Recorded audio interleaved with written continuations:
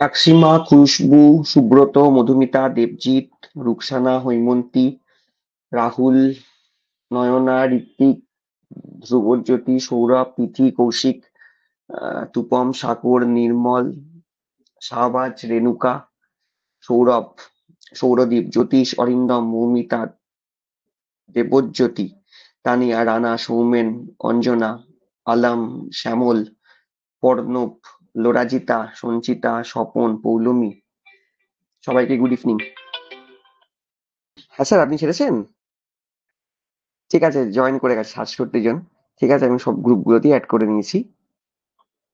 হ্যাঁ হ্যাঁ হ্যাঁ হ্যাঁ হ্যাঁ হ্যাঁ, করেছি করেছি করেছি। হুম হুম। হ্যাঁ হ্যাঁ, ঠিক আছে ঠিক আছে।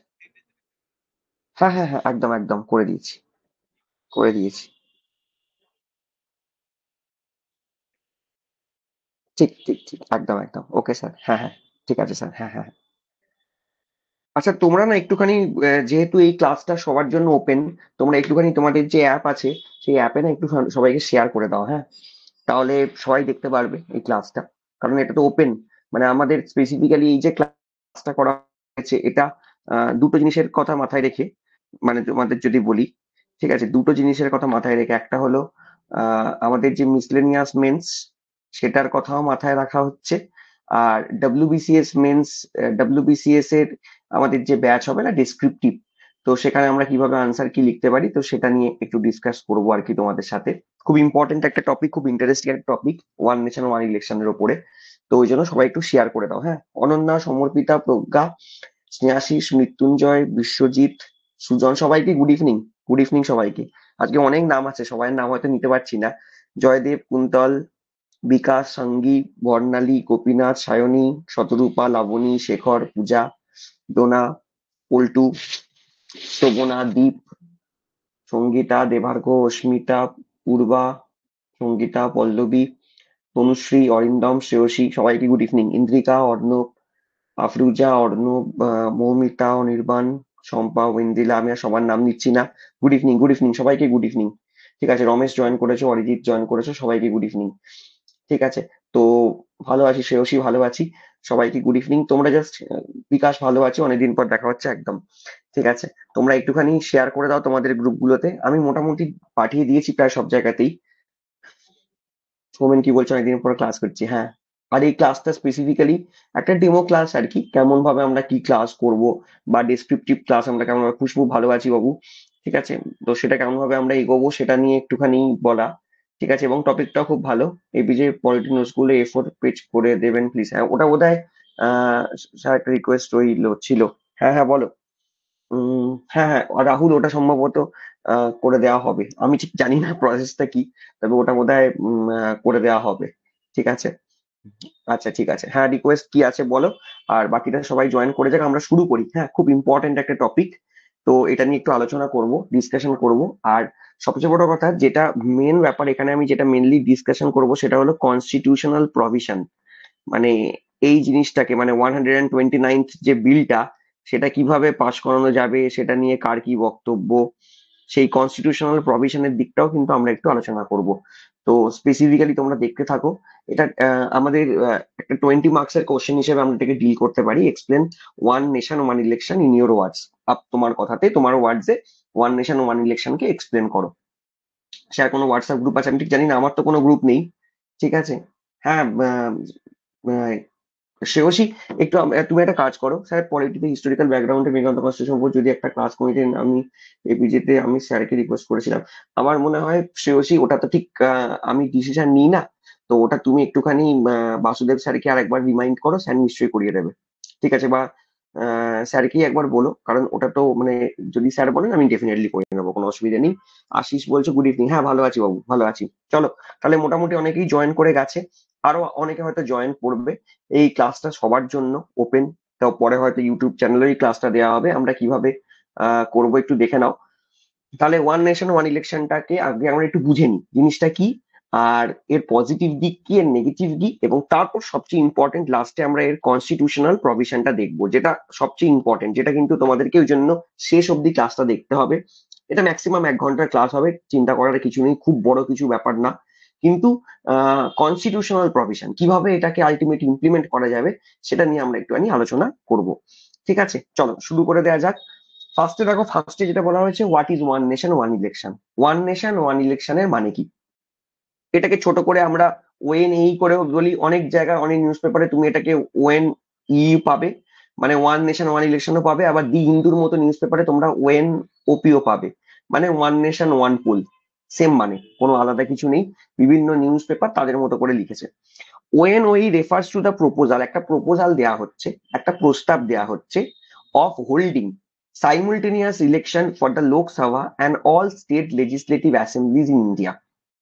আচ্ছা, এখানে বলা হচ্ছে একসাথে ইলেকশন হবে, লোকসভার ইলেকশন এবং অল স্টেট লেজিসলেটিভ অ্যাসেম্বলিজ। আচ্ছা, বাই দা, এখানে কিন্তু কোথাও বলা হয়নি যে ইলেকশনকে তোমাকে ওয়ান ফেজে করতে হবে, এক ফেজে ইলেকশনের কথা বলা হয়নি। মানে যখন ওই ইলেকশনটা হবে একসাথেই হবে, সেটা মাল্টিপল ফেজেও হতে পারে। হয়তো ওয়েস্ট বেঙ্গলের মতো রাজ্য যেখানে 7টা 8টা ফেজে ইলেকশন হলো, কিন্তু টেনিওরটা মানে যখন আর কি হচ্ছে একসাথে সেটা হবে, এটা 1 নম্বর ব্যাপার। আচ্ছা, এখানে অল স্টেট লেজিসলেটিভ অ্যাসেম্বলিজ বলা থাকলেও এর মধ্যে কিন্তু national capital territory of Delhi, কারণ আমরা জানি এনসিটি দিল্লিতে বিধানসভা আছে, পুদ্দুচেরি, আমরা জানি পুদ্দুচেরিতেও বিধানসভা আছে, এবং তোমরা জানো রিসেন্টলি জম্মু অ্যান্ড কাশ্মীর, সেখানেও কিন্তু বিধানসভা আছে। এই 3টে ইউনিয়ন টেরিটরিওকে কিন্তু ইলেকশনে অ্যাড করা হবে। ঠিক আছে, মাল্টিপল ফেজ ইলেকশন হতে পারে, কিন্তু ইলেকশনটা যখন হবে সেটা একসাথে হবে। ঠিক আছে, one nation one election, so one phase এমনটা নয়, বাট এটা হলো ওয়ান টাইম, একসাথে ইলেকশনটাকে করাতে হবে। ধরো ফর এক্সাম্পল ইলেকশন শুরু হলো জুন থেকে, শেষ হলো জুলাইতে গিয়ে, তাহলে একসাথে ইলেকশনটা হবে। এবার ডিপেন্ড করছে, মাল্টি ফেজেও হতে পারে। ওয়েস্ট বেঙ্গলে তো কোনো ইলেকশনই ওয়ান ফেজে করা সম্ভব নয়, তাহলে ওয়েস্ট বেঙ্গল বা ইউপির মতো রাজ্য, বড় বড় রাজ্য বা একটু সেন্সিটিভ যেখানে ভোটিং হয়, সেখানে কিন্তু ওয়ান ফেজে হবে না, মাল্টিপল ফেজেই হবে। কিন্তু মোট কথা যখন একটা ফেজে ইলেকশন হবে তখন লোকসভা এবং বিধানসভার ভোট একসাথে হবে। মানে ফর এক্সাম্পল, ধরো তুমি দমদম লোকসভার ভোটার, আমি একটা এক্সাম্পল বলছি, তুমি দমদম লোকসভার ভোটার। এবার দমদম লোকসভারও আন্ডারে অনেকগুলো লোকসভা আছে। ফর এক্সাম্পল দমদম বলে একটা বিধানসভাই আছে, ঠিক আছে। তারপর ধরো খড়দা আছে, ঠিক আছে, আমি বলছি আর কি, খড়দা আছে, বরানগর আছে, আমি আমি এরকম ভাবে আরো কিছু আছে, ঠিক আছে। তো আমার বক্তব্য হলো, ধরো এবার তুমি বরানগরের ভোটার, তাহলে তুমি যখন ভোট দিতে যাবে তখন দুটো ইভিএম রাখা থাকবে। একটা ইভিএম হলো দমদমের ভোট হবে, এখানে এখানে দমদম লোকসভার ভোট হবে। আর একটা ইভিএম রাখা থাকবে, সেখানে ধরো খড়দা বিধানসভার ভোট হবে। তো তুমি যাবে, গিয়ে তুমি দুটো ইভিএম বাটন করবে, যেমন আমরা পঞ্চায়েতের সময় কি করি, যাই একসাথে 3টে ভোট দিই, একটা জেলা পরিষদের ভোট, একটা পঞ্চায়েত সমিতির ভোট, আর একটা হলো গ্রাম পঞ্চায়েতের ভোট। এখানেও তোমাকে যেতে হবে এবং একসাথে দুটো ভোট দিয়ে চলে আসতে হবে, এই হলো গল্প। তাই এটা মাল্টিপল ফেজে হবে এমনটা নয়, এটা ওয়ান ফেজে হবে এমনটা নয়, কিন্তু মাল্টিপল ফেজে হতে পারে। কিন্তু যখন হবে সেই ইলেকশনটা একসাথে হবে, যখন ভোটার যাবে সে একসাথে ভোট দেবে। ঠিক আছে, ইন সাম কেসেস, এবং এটাও বলা হচ্ছে, রামনাথ কোবিন্দ কমেন্টে আমি বলবো তোমাদেরকে, তারা বলেছে it may also include local body elections such as those for municipalities and panchayat, এবং যদি পসিবল হয় লোকাল ইলেকশন যেগুলো হয়, মানে মিউনিসিপ্যালিটির ভোট বা পঞ্চায়েতের ভোট। এবার ধরো সেই ক্ষেত্রে যে পঞ্চায়েতের ভোট দিতে যাবে সে বেসিক্যালি কতগুলো ভোট দেবে চিন্তা করো, যদি এটাকে একসাথে করা যায়, যদি ওই করাটা একটু ডিফিকাল্ট, এটা এখনই করা সম্ভব নয়। সেখানে সে লোকসভার ভোট দেবে, সেখানে সে বিধানসভার ভোট দেবে, এবং সেখানে সে কিন্তু আরো ভোট দেবে, যেমন একটা ধরো থাকবে জেলা পরিষদ, একটা থাকবে পঞ্চায়েত সমিতি, আর একটা থাকবে গ্রাম পঞ্চায়েত। এবার পঞ্চায়েতের ভোট জেনারেলি ব্যালটে হয়, এই ভোটটা জেনারেলি ব্যালটে হয়, তাই এইটাকে এখনই হয়তো একসাথে করানো পসিবল নয়, বা মিউনিসিপ্যালিটির ভোটও বেশিরভাগ ক্ষেত্রে ব্যালটে হয়। তাই আপাতত লোকসভা বিধানসভাটা একসাথে হবে, পরে এটাও বলা আছে যে জেলা পরিষদ, পঞ্চায়েত সমিতি, গ্রাম পঞ্চায়েত এগুলোকেও যদি একসাথে কভার করিয়ে দেওয়া যায়, গুড। দেখা যাক সেটা এখনই কিন্তু পসিবল নয়। তাহলে যদি আমাকে জিজ্ঞেস করে ওয়ান নেশন ওয়ান ইলেকশন এই পার্টিকুলার ফ্রেজটা, এই পার্টিকুলার জিনিসটার মানে কি, তাহলে তোমরা আমাকে বলো ওয়ান নেশন ওয়ান ইলেকশন এই কথাটার মানে বুঝতে পেরেছো? একসাথে ভোট হবে, লোকসভার ভোট হবে, বিধানসভার ভোট হবে, ঠিক আছে? ভোটটা মাল্টিপল ফেজে হতে পারে, যেমন ওয়েস্ট বেঙ্গলের 7টা 8টা ফেজে ভোট হয়, তাতে কোনো সমস্যা নেই। বাট ভোটটা একসাথে হবে। ভোটার যখন ভোট দিতে যাবে সে একসাথে বিধানসভারও ইভিএম এর বাটন টিপবে, লোকসভারও ইভিএম এর বাটন টিপবে। এবার ন্যাচারালি আমাদের তো জেনারেলি তোমরা দেখেইছো যে একটা লোকসভা ইজিক্যাল টু 7 বিধানসভা। তাই আমি ওয়েস্ট বেঙ্গলে যদি হিসেব করি, ওয়েস্ট বেঙ্গলে 42টা লোকসভা আছে, এটাকে ঠিক 7 দিয়ে গুণ করে দাও, 294টা বিধানসভা আছে। তো ন্যাচারালি তোমার যে বিধানসভাটা, তোমার যে লোকসভাটা হবে সেখানে একটা বিধানসভাও তুমি পড়বে। মানে তুমি যদি একটা লোকসভার ভোটার হও, তুমি একটা বিধানসভার তো ভোটার বটেই। তাই অবভিয়াসলি তুমি দুটো ভোট একসাথে দেবে। এই হলো ওয়ান নেশন ওয়ান ইলেকশনের প্রাথমিক ফান্ডা। এটা হলো এর মানে। এইটা তো সবাই আমরা বুঝতে পেরেছি। এটাতে বোঝাতে তো কোনো সমস্যা হওয়ার কথা নয়, ঠিক আছে? চলো, এবার এই পার্টটা যখন হয়ে গেল, এবার আমরা নেক্সট দেখি যে আর কি বলা হয়েছে। এবার ইন মার্চ, মানে মার্চ মাসে a panel led by Kovind. Kovind মানে হলো আমাদের ex prime ex president Ramnath Kovind proposed holding state and general election together in its extensive. এই যে দেখো একটা রিপোর্ট দেওয়া হয়েছে যেখানে 18,626 পাতার একটা রিপোর্ট জমা করা হয়েছে, এবং যেখানে বলা হয়েছে যে যখন লোকসভা বিধানসভার ভোট হবে তার 100 দিনের মধ্যে it also recommended local body election within 100 days. মানে 100 দিনের মধ্যে আমাকে লোকাল ইলেকশনটাও কমপ্লিট করতে বলা হয়েছে, ঠিক আছে? The committee suggested that if a government loses an election, fresh poll would be held, but its tenure would last only until the next synchronised election. কি মানে? আমি একটা এক্সাম্পল বলি কি বলা হয়েছে। ধরো আমি ধরে নিলাম 2024, 29, 2029-এর পরে 2034, তুমি ধরো 2034-এ একসাথে ভোট হলো, একসাথে ভোট হলো। এবার নেক্সট ভোট আবার কবে হবে? হিসেব একদম সিম্পল, 2039-এ হবে। এই তো, এই হলো ভোট। এবার ধরো মিন হোয়াইল এখানে সমস্ত বিধানসভার ভোট, ঠিক আছে, মানে 28টা রাজ্যের বিধানসভার ভোট, 28টা স্টেটস এর লেজিসলেটিভ অ্যাসেম্বলির ভোট, লোকসভা লিখে ফেললাম আমি এখানে, 28টা স্টেট লেজিসলেটিভ অ্যাসেম্বলির ভোট 2034-39-এ হলো। তারপর ধরো আমাদের লোকসভার ভোট হলো, ঠিক আছে, তার সাথে আমাদের ইউনিয়ন টেরিটরি অফ দিল্লি, পুডুচেরিতে সবার ভোট হলো। আবার ভোট কবে হবে? 2039-এ। মিনওয়াইল 2037-এ গিয়ে তুমি ধরো হরিয়ানায় সরকার পড়ে গেল, হরিয়ানায় গভর্নমেন্ট পড়ে গেল, বা ফর এক্সাম্পল তুমি ধরো গোয়াতে সরকার পড়ে গেল, হতেই পারে। তুমি জানো আমাদের দেশে পার্লামেন্টারি ডেমোক্রেসি, পার্লামেন্টারি ডেমোক্রেসিতে মেজরিটি খুব ইম্পর্টেন্ট। আজকে হঠাৎ করে যদি ফর এক্সাম্পল আমি যদি ওয়েস্ট বেঙ্গলের হিসেব করি, ওয়েস্ট বেঙ্গলের টোটাল সিট হলো 294, তাহলে আমি যদি বলি, মানে বিধানসভাতে আমি বলছি অবভিয়াসলি, তাহলে আমি যদি বলি অ্যাবসলিউট মেজরিটি কত ওয়েস্ট বেঙ্গলে, কেউ আমি যদি বলি অ্যাবসলিউট মেজরিটি কত, তাহলে আমি জানি হিসেব যা বলে সেটা হলো টোটালকে 2 দিয়ে ভাগ করে আমি 1 যোগ করব, কত পাবো? 148। আজকে যদি এমন হয় যে ধরো তৃণমূল 220টা সিট পেয়েছে, হঠাৎ করে 90 জন 100 জন বেরিয়ে চলে গেল, তাহলে ন্যাচারালি তৃণমূলের 220টা সিট, তৃণমূল ক্ষমতায় এসেছিল 2034-এ, 100 জন চলে গেছে বিজেপিতে, আলটিমেট সরকার পড়ে গেছে, তাহলে এরকম হতেই পারে। এবার যদি কোনো সরকার পড়ে যায়, যদি কোনো সরকার পড়ে যায়, রামনাথ কমিটি এখানে কি বলছে?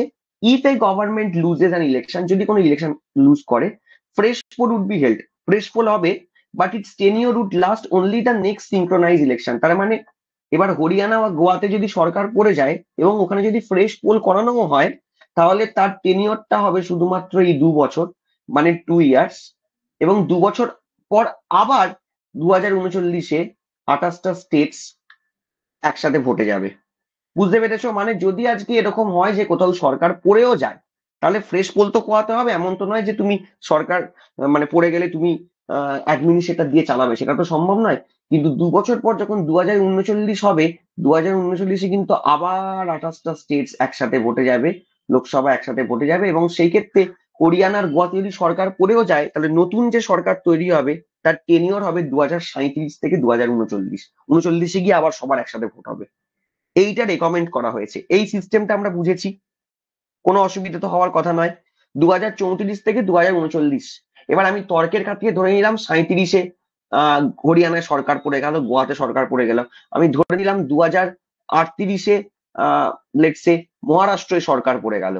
তাহলে আলটিমেট যখন সেখানে ফ্রেশ ইলেকশন করা হবে, কিন্তু তারপর 39 অব্দি যে টেনিওরটা, নতুন সরকার এসে ওইটুকুনি টেনিওর ফলো করবে, করে 39-এ গিয়ে আবার 28টা রাজ্য আর লোকসভা একসাথে ভোটে যাবে। বুঝতে পেরেছো? ক্লিয়ার হয়েছে? ক্লিয়ার হয়েছে? এটা রামনাথ কোবিন্দ, মানে কোবিন্দের যে কমিটি, তাদের এটা রেকমেন্ডেশন। ঠিক আছে, যে ভাই 34 থেকে 39-এর টেনিওর, মাঝখানে যদি কোথাও সরকার পড়েও যায়, পড়তে পারে, অসম্ভব কিছু নয়, সে কিন্তু 5 বছর সার্ভ করবে না, সে রিমেনিং পিরিয়ড সার্ভ করবে। রিমেনিং পিরিয়ড মানে 37-এ যদি ভোট হয় হরিয়ানা এবং গোয়াতে, তারা 37 থেকে 39 2 বছর সার্ভ করবে। মহারাষ্ট্র যদি 38-এ পড়ে যায়, তাহলে 38 থেকে 39 1 বছর সার্ভ করবে। আর যদি ইলেকশনের মানে বিফোর 2039 ইলেকশন, 2039-এর ইলেকশনের 6 মাস আগে, যদি 6 মান্থস এর আগে, মানে 6 মান্থস বাকি, তারপর যদি হয়, তখন আর নতুন করে ফ্রেশ ইলেকশন হবে না। অনেকটা পঞ্চায়েতে এই সিস্টেমটা কাজ করে, তোমরা অনেকে জানো। তো এই হলো গল্প, রামনাথ কোবিন্দ বলেছে, এই হলো কমিটিতে রিপোর্ট করা হয়েছে। ঠিক আছে, এবার আমরা দেখি এরপর কি বলছে। এরপর যেটা বলছে, apart from Ramnath Kovind committee, Ramnath Kovind committee ছাড়া আর কোন কোন কমিটি এই ব্যাপারে কথা বলেছে? রামনাথ কোবিন্দ কমিটি তো বলেছে, আমরা দেখলাম। এছাড়া আর কোন কোন কমিটি এই ব্যাপারে কথা বলেছে? এই দেখো, একটা বলছে expert bodies advocated for simultaneous election, যেমন law commission of India. Law commission of India 1999 সালে একটা রিপোর্ট দিয়েছিল, 170th রিপোর্ট। 2015-তে আরেকটা রিপোর্ট দিয়েছিল, 255তম রিপোর্ট। এবং একটা 2018-তে ড্রাফট রিপোর্ট দিয়েছিল। তিনটেতেই ল কমিশন বলেছে একসাথে ইলেকশন করাতে হবে। ঠিক আছে, national commission to review the working of the constitution 2002 সালে এই কমিটিও বলেছিল যে একসাথে ইলেকশন করাতে হবে। পার্লামেন্টারি স্ট্যান্ডিং কমিটি 2015 সালে একটা রিপোর্ট দিয়েছিল, সেখানেও তারা বলেছিল একসাথে ইলেকশন করাতে হবে। নীতি আয়োগ একটা ওয়ার্কিং পেপার দিয়েছিল 2017-এ, সেখানেও তারা বলেছিল একসাথে ইলেকশন করাতে হবে। তার মানে রামনাথ কোবিন্দ ছাড়াও, মানে রামনাথ কোবিন্দের যে কমিটি, সেটা ছাড়াও অনেক কিন্তু আমাদের কমিটি আছে যারা এই সাইমultaneous ইলেকশনের পক্ষে।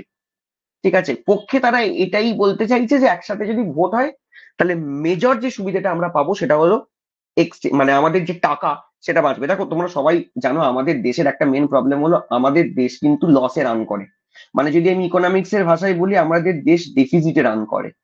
কারণ আমাদের সোজা কথা, আমরা যদি ইনকাম আর এক্সপেন্ডিচার করি, তাহলে income is less than expenditure.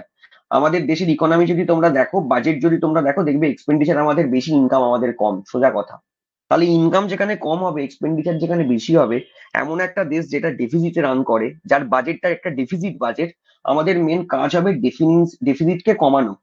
ডেফিসিটকে কমানো মানে ইকোনমিক্স এর খাতায় এটাকে আমরা বলি ডেফিসিট ফাইন্যান্সিং। ডেফিসিট ফাইন্যান্সিং, ডেফিসিটকে তোমাকে কমাতে হবে। তাহলে সেই ক্ষেত্রে আমরা সব রকম এমন এমন কিছু পলিসি নেব, আমাদের পলিসি মেকিং এমন ভাবে করতে হবে, আমাদের পলিসি মেকিং এমন ভাবে করতে হবে যাতে আমরা ডেফিসিট কমাতে পারি, খরচা কমাতে পারি। সেটা হলো সাইমultaneous মানে ইলেকশন করানোর মেন কারণ। তো এমন নয় যে রামনাথ কোবিন্দ কমিটি আগে বলেছে, আগেও ল কমিশন বলো, national commission to review working of the constitution বলো, নীতি আয়োগের পেপার বলো, পার্লামেন্টারি স্ট্যান্ডিং কমিটি বলো, এরা কিন্তু বারবার বারবার এই কথাটাকে প্রমোট করেছে যে সাইমultaneous ইলেকশন করানো হোক, সাইমultaneous ইলেকশন করানো হোক। এবং সর্বোপরি নরেন্দ্র মোদীর যে ইলেকশন ম্যানিফেস্টো, নরেন্দ্র মোদীর যে ইলেকশন ম্যানিফেস্টো ছিল 2024-এ, সেই ইলেকশন ম্যানিফেস্টোতেও কিন্তু এটা বলা ছিল যে সরকার যদি ক্ষমতায় আসে এবং সরকার যদি একটা ভালো সড়ো মেজরিটি পায়, যেটা আলটিমেট পায়নি, সেটা হলেও তারা কিন্তু একসাথে ইলেকশন করানোর একটা চেষ্টা করবে। এই হলো মোটামুটি গল্প। এবার যদি আমি একটু হিস্টোরিক্যাল কনটেক্সটে চলে যাই, ঠিক আছে, হিস্টোরিক্যাল কনটেক্সট মানে হলো ইভিএম মেশিন দুটোই থাকবে। হ্যাঁ, অবভিয়াসলি দুটোই থাকবে, একদম ঠিক আছে।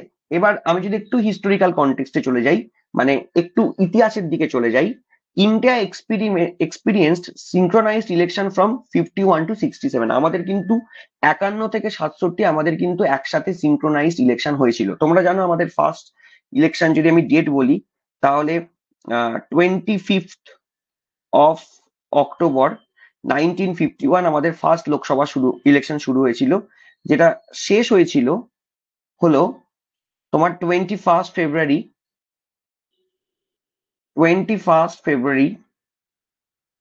1952। মানে স্পেসিফিক্যালি আমাদের ফার্স্ট ইলেকশন হয়েছিল 51 থেকে 52।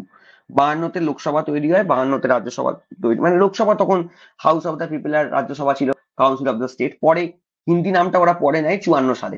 যাই হোক, তো প্রথমে একসাথে ইলেকশনই শুরু হয়েছিল, during which election for Lok Sabha and most state Assembly's were held সাইমultaneously. However, this practice eroded due to political factors and premature dissolution of the assemblies. The election cycles diverged further due to political instability and the defection in the 1960s. Main এখানে কিছু কারণ, যে 51 থেকে 67 মোটামুটি ভাবে একসাথে election করা গেলেও আলটিমেট তারপরে কেন ইলেকশন করানো যায়নি, কেন একসাথে ইলেকশন হয়নি? এক, অনেকগুলো গভর্নমেন্ট আছে, অনেক স্টেট গভর্নমেন্ট আছে যারা কি হয়, প্রি ম্যাচিওর তারা কনফিডেন্স হারায়, প্রি-ম্যাচিওর পিরিয়ডে তারা লুজ কনফিডেন্স। আমি একটা এক্সাম্পল বলছি, এখানে কংগ্রেস পার্টি যেটা করতো, কংগ্রেস কেন্দ্রে আছে, কংগ্রেস চেষ্টা করতো বিভিন্নভাবে লোকজনকে টেনে নিতে মানে হলো তাদের দলের দিকে টেনে নিতে। কারণ তখন যেটা ছিল না, একদিকে ইন্ডিয়ান ন্যাশনাল কংগ্রেস আইএনসি, আর উল্টো দিকে মেনলি দুটো পার্টি কাজ করতো, একটা হলো জনতা দল। এবার এই জনতা দল যে আছে, এখানে না অনেকগুলো পার্টির মিক্সচার ছিল। আর একটা ছিল সিপিআই, পরে সিপিআইএম। এটা জনতা দলে বেশি দিন থাকিনি, এরা আলাদা ছিল। কিন্তু প্রবলেম হলো সিপিআই বা সিপিআইএম এর কথা যদি আমি বলি, এরা কিন্তু খুব একটা অন্য জায়গায় অ্যাক্টিভ ছিল না। এরা মেনলি অ্যাক্টিভ, যদি আমি বলি, এরা কিন্তু অ্যাক্টিভ ছিল হলো কেরালায় ইএমএস নাম্বুরিপাদের সরকার হয়েছিল। এরা অ্যাক্টিভ ছিল ওয়েস্ট বেঙ্গল, এরা অ্যাক্টিভ ছিল কিছুটা হলেও রাজস্থান, মানে হোল ইন্ডিয়া একদমই নয়। এরা অ্যাক্টিভ ছিল হিমাচল প্রদেশ, আহ, আর এইদিকে তামিলনাড়ু কিছুটা, ত্রিপুরা। এর বাইরে এদের তেমন কোনো অস্তিত্ব ছিল না। কিছুটা কিছুটা পাঞ্জাবে ছিল। তাহলে স্পেসিফিক্যালি কংগ্রেসের সাথে মেন লড়াইটা হচ্ছিল জনতা দলের। এবার ধরো জনতা দল কোথাও সরকার করেছে, কংগ্রেস কি করতো, দুরকম ভাবে সরকার ফেরার চেষ্টা করতো। এক নম্বর হলো ডিফেকশন মানে হলো লোকজনকে তার দলে টেনে নেয়া, এক নম্বর। 2 নম্বর হলো প্রেসিডেন্ট রুল। প্রেসিডেন্ট রুল জারি করে দিত কোনো একটা বাহানায়, প্রেসিডেন্ট জারি করে সরকারটা ফেলে দিত। তাই আলটিমেট যেটা হতো, যেখানে যেখানে অকংগ্রেসি সরকার তৈরি হতো 60-এর দশক থেকে, সেই সরকারগুলো কিন্তু আস্তে আস্তে পড়ে যেত। তোমরা সবাই জানো আমাদের এখানে অজয় মুখোপাধ্যায়ের যে যুক্ত ফ্রন্ট সরকার, সেই যুক্ত ফ্রন্ট সরকারকে দুবার ফেলে দেওয়া হয়েছিল। তাহলে এটা কিন্তু একটা আইএনসি স্ট্র্যাটেজি ছিল, পলিটিক্যাল স্ট্র্যাটেজি। ঠিক আছে, আমরা এটার সাথে সহমত নই, এটা কতটা গণতান্ত্রিক সেটা নিয়ে প্রশ্ন উঠতে পারে, বাট এই দুটো জিনিস কিন্তু খুব হতো, ডিফেকশন করে লোকজনকে দলে টেনে নিয়ে দল ভাঙিয়ে দিয়ে সরকার ফেলে দিত, আর একটা হতো প্রেসিডেন্ট রুল জারি করে সরকার ফেলে দিত। তাই আলটিমেট প্রিম্যাচিওর অনেক জায়গাতে সরকার পড়ে যেতে, বা যেটা হয় সেটা হলো আলটিমেট প্রতি 5 বছর ছাড়া ছাড়া যে ভোট করানোর রিডিমটা, সেটা আলটিমেট ভেঙে যায়। তাই হিস্টোরিক্যাল কন্টেস্টে আমরা ব্যাপারটা শুরু করলেও, যেহেতু আমাদের দেশে পলিটিক্যাল ইনস্ট্যাবিলিটিটা ছিল, পলিটিক্যাল ইনস্ট্যাবিলিটি মানে বুঝতেই পারছো, সেখানে প্রেসিডেন্ট রুল একটা ব্যাপার ছিল। এবং সবচেয়ে বড় কথা, কিছু প্রবলেম আমাদের দেশে সবসময় ছিল। তুমি যদি বলো কেমন কেমন প্রবলেম ছিল, যেমন ফর এক্সাম্পল আমি এখানে বলতে পারি, আহ ট্রাইবাল ইস্যুস আমাদের দেশে একটা মেজর প্রবলেম। ট্রাইবালের জন্য, মানে তুমি যদি বলো ট্রাইবাল ইস্যুতে কোন কোন জায়গাতে ইম্প্যাক্ট পড়েছে, ট্রাইবালের কারণে আমাদের মেজর ইম্প্যাক্ট যে রাজ্যগুলোতে পড়েছে, সেটা হলো মধ্যপ্রদেশ। পরে মধ্যপ্রদেশ ভেঙে ছত্তিশগড় তৈরি হচ্ছে ট্রাইবালের কারণে। তারপর ধরো বিহারে অনেকবার সরকার পড়েছে, ঝাড়খণ্ড তৈরি হয়েছে, বিহার তৈরি হয়েছে, এদের একটা ইস্যু ছিল। আচ্ছা, আর একটা মেজর কনসার্ন ছিল, আমি যদি বলি পাঞ্জাবে কিন্তু মারাত্মক রকমের ঝামেলা ছিল, সেখানে আকালি মুভমেন্ট চলছে। শিখেরা বলছে শিখেরা বলছে আমাদেরকে একটা আলাদা রাজ্য করে দিতে হবে, যেখানে পাঞ্জাবি ভাষায় লোক কথা বলবে, সবাই পাগড়ি পরে থাকবে, আর হিন্দি স্পিকিং এর জন্য হরিয়ানা বানাতে হবে। পরে যেটা আমরা 1966 আলটিমেট করেছিলাম, 66 সালে আমরা একটা কমিশন বসানো হয়েছিল, শাহ কমিশন। সেই শাহ কমিশনের নির্দেশে আমরা কিন্তু গোটা পাঞ্জাবটাকে 3টে ভাগে ভাগ করে দিয়েছিলাম। একটা হলো পাঞ্জাবি স্পিকিং যারা শিখ, তাদের জন্য পাঞ্জাব। একটা হিন্দি স্পিকিং যারা তাদের জন্য হরিয়ানা, আর একটা হলো পাঞ্জাবের হিলি এরিয়া তাদের জন্য হিমাচল প্রদেশ। পরে 1971-এ আমরা মানে 66-এ হিমাচল প্রদেশটা অবশ্যই ইউনিয়ন টেরিটরি করে দিয়েছিলাম আমরা। পরে 71-এ হিমাচল প্রদেশ স্টেটের মর্যাদা পেয়ে যায়। আমি যেটা বলতে চাইছি, এই যে পলিটিক্যাল ইনস্টেবিলিটি, কোথাও ট্রাইবাল ইস্যুস, কোথায় আকালি মুভমেন্ট, এসবের কারণে না রাজ্যগুলোর ভেতরে এত ঝামেলা চলছে। ঠিক আছে, আমাদের এখানে যেমন পলিটিক্যাল ইনস্টেবিলিটি খুব ছিল ওয়েস্ট বেঙ্গলে। তো আলটিমেট যেটা হলো সেটা হলো আমরা দেখলাম যে বিভিন্ন জায়গাতে প্রিম্যাচিওর সরকার পড়ে যেতে লাগলো, এবং তার জন্য 70s-এ গিয়ে আমরা কিন্তু আর একসাথে ইলেকশন করাতে পারলাম না। সবচেয়ে বড় কথা, 70s-এর সবচেয়ে বড় নিদর্শন লোকসভা নিজে করেছিল। কারণ তোমরা জানো 1971-এ আলটিমেট আমাদের যে ফোর্থ লোকসভা, সেই ফোর্থ লোকসভাকে আগে ভেঙে দেওয়া হয়েছিল। আবার যদি আমরা দেখি 1977-এ যেহেতু তোমাদের ইলেকশন ছিল, এই আমাদের এমার্জেন্সি ছিল, এমার্জেন্সির জন্য কিন্তু আমাদের ভোট হয়নি। তো প্রি ম্যাচিওর লোকসভাও ভেঙে গেল 71 সালে। 71 সালে ইন্দিরা গান্ধীর সরকার, ইন্দিরা গান্ধীর মনে হলো যদি 72-এ বা 73-এ গিয়ে যদি ভোট হয় তাহলে আমি হারগিজ হারবো। তাই জন্য ও 71-এ গিয়ে প্রেসিডেন্টকে রিকোয়েস্ট করলো। তোমরা জানো প্রধানমন্ত্রী যদি প্রেসিডেন্টকে রিকোয়েস্ট করে তাহলে কিন্তু সরকার এই লোকসভা ভেঙে দেওয়া হয়। 71-এ 3.5 বছরের মাথায় লোকসভা ভেঙে দিয়ে ভোট করালো। তো যাই হোক, তো হোয়াট এভার ইট ইজ, তাই হিস্টোরিক্যালি আমরা চেষ্টা করেছিলাম আগে এই ব্যাপারটা শুরু করার, কিন্তু সামাও এই জিনিসটা ফ্রুটফুল হয়নি, এবং বিভিন্ন জায়গাতে বিভিন্ন কারণে সরকার পড়ে গেছে, এবং আলটিমেট কিন্তু রিদিমটা ভেঙে গেছে। এটা বোঝা গেছে তো? জিনিসটা বুঝতে পারছো তো? ঠিক আছে, তো কেন এই জিনিসটা আমরা শুরু করেছিলাম এবং কেন করতে পারিনি? Due to lots of problem, defection, লোকজন দল ছেড়ে বেরিয়ে যাচ্ছে, প্রেসিডেন্ট রুল করে দেওয়া হচ্ছে, এছাড়া স্টেট গুলো নিজস্ব প্রবলেম, তার জন্য ভোটিং হয়েছে বা প্রেসিডেন্ট রুল হয়েছে, আকালি মুভমেন্ট পাঞ্জাবে হয়েছে, মধ্যপ্রদেশে ট্রাইবাল ইস্যুস, অন্ধ্রপ্রদেশে কোস্টাল এরিয়ার লোকেরা বেশি সুবিধে পায়, তেলেগুরা ডিপ্রাইভ, তাদের জন্য তেলেঙ্গানা মুভমেন্ট। ঠিক আছে, ওইদিকে মধ্যপ্রদেশে গেলে সেখানে তোমার ট্রাইবাল মুভমেন্ট, বিভিন্ন ইস্যুস আলটিমেট যেটা হয়েছে, প্রিম্যাচিওরই সরকার পড়ে গেছে। তাই আলটিমেট আমরা একসাথে ভোট করাতে চেষ্টা করেছিলাম, বাট সামহাও আমরা কিন্তু পারিনি। তো এটা একটা হিস্টোরিক্যাল কনটেক্সট রয়েছে। ঠিক আছে, নেক্সট যেটা এখানে বলা হচ্ছে, এবার advantage of one nation one election. One nation one election করলে কি কি ভালো, কি কি অ্যাডভান্টেজ হতে পারে? ঠিক আছে, কি কি অ্যাডভান্টেজ হতে পারে দেখি। 1 নম্বর হলো, সবচেয়ে ইম্পর্টেন্ট হলো কস্ট রিডাকশন, আমাদের খরচা কমবে। ঠিক আছে, holding simultaneous election would reduce the massive expenditure incurred for conduct of separate election every year. আমাদের দেশের মেন প্রবলেম হলো প্রতি বছর ইলেকশন হয়। যেমন এই এবছরই দেখলি তোর ভোট হয়ে গেল মহারাষ্ট্রতে, ঠিক আছে, হরিয়ানাতে প্রতি বছর কোথাও না কোথাও ভোট হয়, স্বাভাবিক, আর 28টা রাজ্য বলে কথা। তো প্লাস আবার ইউনিয়ন টেরিটরি অফ দিল্লি আছে, ইউনিয়ন টেরিটরি অফ পুদুচেরি আছে, ঠিক আছে, জম্মু কাশ্মীর আছে, রিসেন্টলি জম্মু কাশ্মীরে ভোট হলো, ওমর আবদুল্লাহ চিফ মিনিস্টার হলো। তাহলে কস্ট রিডাকশন একটা মারাত্মক পয়েন্ট, এবং এটা হলো সবচেয়ে ইম্পর্টেন্ট পয়েন্ট। এত খরচা, তো সেই খরচাটাকে কমাতে হবে। মানে বলা হচ্ছে অ্যারাউন্ড 5 বিলিয়নের কাছাকাছি খরচা 2019-এ ইলেকশনে হয়েছিল। 2024-এ রিপোর্ট এখনো আসেনি, এলে জানা যাবে 24 ইলেকশনে কত কস্টিং হয়েছে। তাহলে সেটাকে রিডাকশন করতে হবে। এটা একটা major advantage. One nation one election হলে সেটা অনেকটাই কমবে, এবং বলা হচ্ছে প্রায় 1.6% জিডিপি আমাদের বেড়ে যেতে পারে। 1.6%, not a matter of joke, 1.6% GDP growth হতে পারে যদি আমরা কস্ট রিডাকশনটি ঠিক মতো করে করতে পারি। এটা একটা এখন মণিপুরের কেসে তো আমরা ট্রাইবাল প্রবলেম বলতে পারি, ডেফিনেটলি 100%। ঠিক আছে, ট্রাইবাল প্রবলেম এবং ওরা আলাদা ভেঙে বেরিয়ে যেতে পারছে। ঠিক আছে, ওটা অবশ্য ঠিক ট্রাইবাল প্রবলেম বলা যায় না, Manipur is basically caste related issue, caste related problem, ট্রাইবসেরই মধ্যে, বাট কাস্ট রিলেটেড প্রবলেম। ঠিক আছে, মেইটেই আর কুকিদের মধ্যে ঝামেলা। এনিওয়ে, এটা গেল কস্ট রিডাকশন। আর অ্যাডভান্টেজ কি? আরেকটা বলছি, diversion of human resources such as security forces. তোমরা জানো আমাদের যখন ভোট করানো হয়, আমরা তখন আমাদের যে সেন্ট্রাল ফোর্সেস নিয়ে আসি। সেন্ট্রাল ফোর্সেস মানে কোন ফোর্স? যে ফোর্স কাজ করে হলো মিনিস্ট্রি অফ এমওএইচ, মানে হোম অ্যাফেয়ার্স এর আন্ডারে।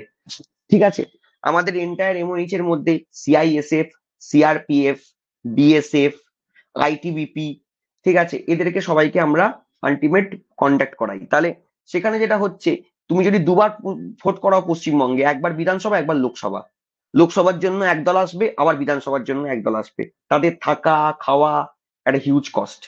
দ্বিতীয়ত হলো আদার ইলেকটোরাল অফিসার্স, এছাড়া ইলেকটোরাল বিভিন্ন লেভেলে যারা কাজ করে, clerks, group D staff, teachers, from their primary duties for significantly prolonged period. এবার তুই বলবি কেন এতদিনের কাজ কেন? তিনটে ফেজে আমাদের মিটিং হয়, মানে ট্রেনিং হয়। যারা টিচার আছে, ক্লার্ক আছে, ইনফ্যাক্ট তোমরা যারা সরকারি চাকরি করো তারা অনেকে জানো, ফার্স্ট ফেজ ট্রেনিং, সেটা কমপ্লিট হলো, second phase training, third phase training. তাহলে এত ট্রেনিং, তার মানে একটা সিগনিফিক্যান্ট টাইম, মানে loss of time, loss of resources, এবং সেটাও দুবার করে, প্রতিটা রাজ্যে দুবার, একবার লোকসভা, একবার তোমার বিধানসভা। একমাত্র ওই অন্ধ্রপ্রদেশ আর ওড়িশাতে একসাথে ইলেকশন হয়। অন্ধ্রপ্রদেশ আর ওড়িশা হলো এমন দুটো রাজ্য যেখানে কিন্তু এই লোকসভার সাথেই ইলেকশন হয়। তো আমি যদি ওই দুটোকে রাজ্য বাদ দিই, বাকি কিন্তু 26টা রাজ্যতেই একই গল্প। তাহলে এটা একটা হিউজ প্রবলেম।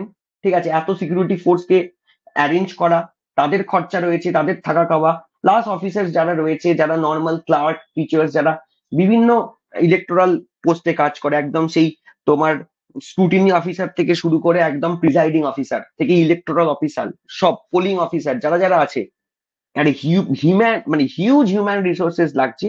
এবং সেটাও টু টাইমস লাগছে, একটা হলো রাজ্যের ভোট, একটা হলো কেন্দ্রের ভোট, লোকসভার ভোট, বিধানসভার ভোট। সেটাকে অ্যাটলিস্ট টু টাইমটাকে আমরা ওয়ান টাইম করতে পারবো। নেক্সট কি বলছে, reducing the burden on courts, fewer election means fewer election related disputes, reducing the workload on courts. আচ্ছা, যদি আমি এক্সাম্পল বলি, রিসেন্টলি 2021 ইলেকশন, নন্দীগ্রাম নন্দীগ্রাম বিধানসভা, সেখানে ইলেকশন ডিসপিউট হলো। আচ্ছা, তোমরা জানো মমতা ব্যানার্জি বলে দিল যে আমাদের যে এই ইলেকশনটা হয়েছে, এখানে আমাকে লোডশেডিং করে হারিয়ে দেওয়া হয়েছে কাউন্টিং এর সময়। তাহলে আলটিমেট তোমরা জানো, এমপি এমএলএ ভোটে যদি কোনো ইলেকশন ডিসপিউট হয়, সেটা ডিরেক্ট হাইকোর্টে গিয়ে শুনানি হয়। তোমরা সবাই জানো ক্যালকাটা হাইকোর্টে ব্যাপারটা পেন্ডিং আছে। মিনওয়াইল মমতা ভবানীপুর থেকে এমএলএ হয়ে জিতে চলে গেছে, কারণ 6 মাসের বেশি উইদাউট মেম্বারশিপ তুমি কিন্তু মন্ত্রী হিসেবে থাকতে পারবে না। তাহলে এমপি এমএলএ ভোট যত যদি মানে কি হয়, যদি একটু কম সংখ্যায় ভোট করানো যায়, তাহলে অ্যাটলিস্ট কোর্টে চাপটা কম পড়বে। এখন আমাদের হাইকোর্ট এমনিতেই এত চাপে পড়ে আছে, এত চাপ।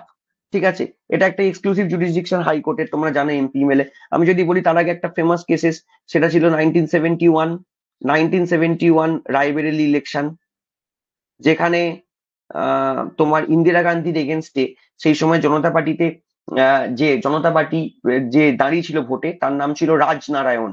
সেই ইন্দিরা গান্ধীর এগেনস্টে এলাহাবাদ হাইকোর্টে চলে গিয়েছিল। এলাহাবাদ হাইকোর্টে গিয়ে বলেছিল ইন্দিরা গান্ধী ইলেকশন ম্যাল প্র্যাকটিস করেছে, এবং পরে এলাহাবাদ হাইকোর্ট ইনভেস্টিগেট করার পর বলেছিল ঠিক বলেছেন। তাই জন্য কিন্তু ইন্দিরা গান্ধীকে 6 বছরের জন্য লোকসভা থেকে সাসপেন্ড করে দেওয়া হয়েছিল।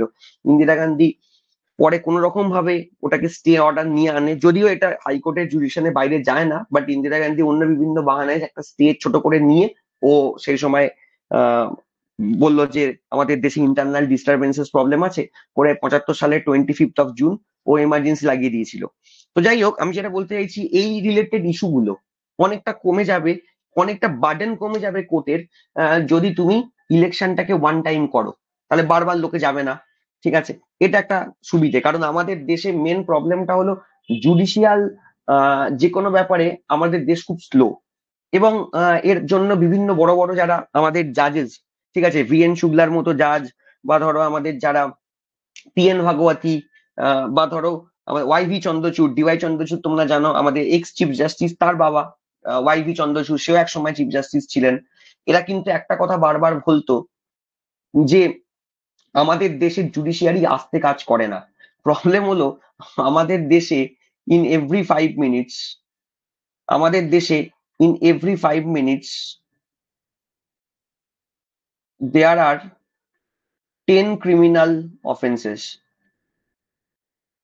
আমাদের দেশে প্রতি 5 মিনিটে 10টা করে ক্রিমিনাল অফেন্সেস হয়। খুন হতে পারে, রেপ হতে পারে, হোয়াট এভার ইট ইস। কার ডেটা? এনসিআরবির ডেটা, ন্যাশনাল ক্রাইম রেকর্ডস ব্যুরোর ডেটা বলছে। তাহলে যদি এত ক্রাইম হয় একটা দেশে, তাহলে তোমার সুপ্রিম কোর্ট হাইকোর্ট কি করবে? সুপ্রিম কোর্ট হাইকোর্ট কি করবে?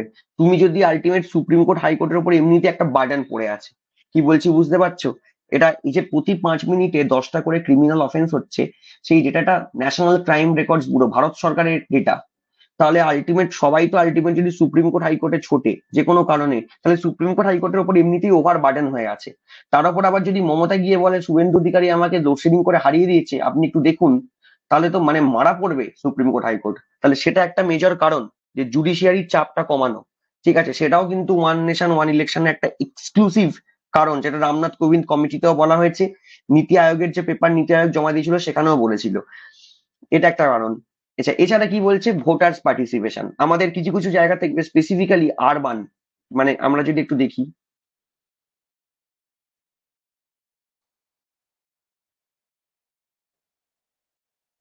কি হলো আবার,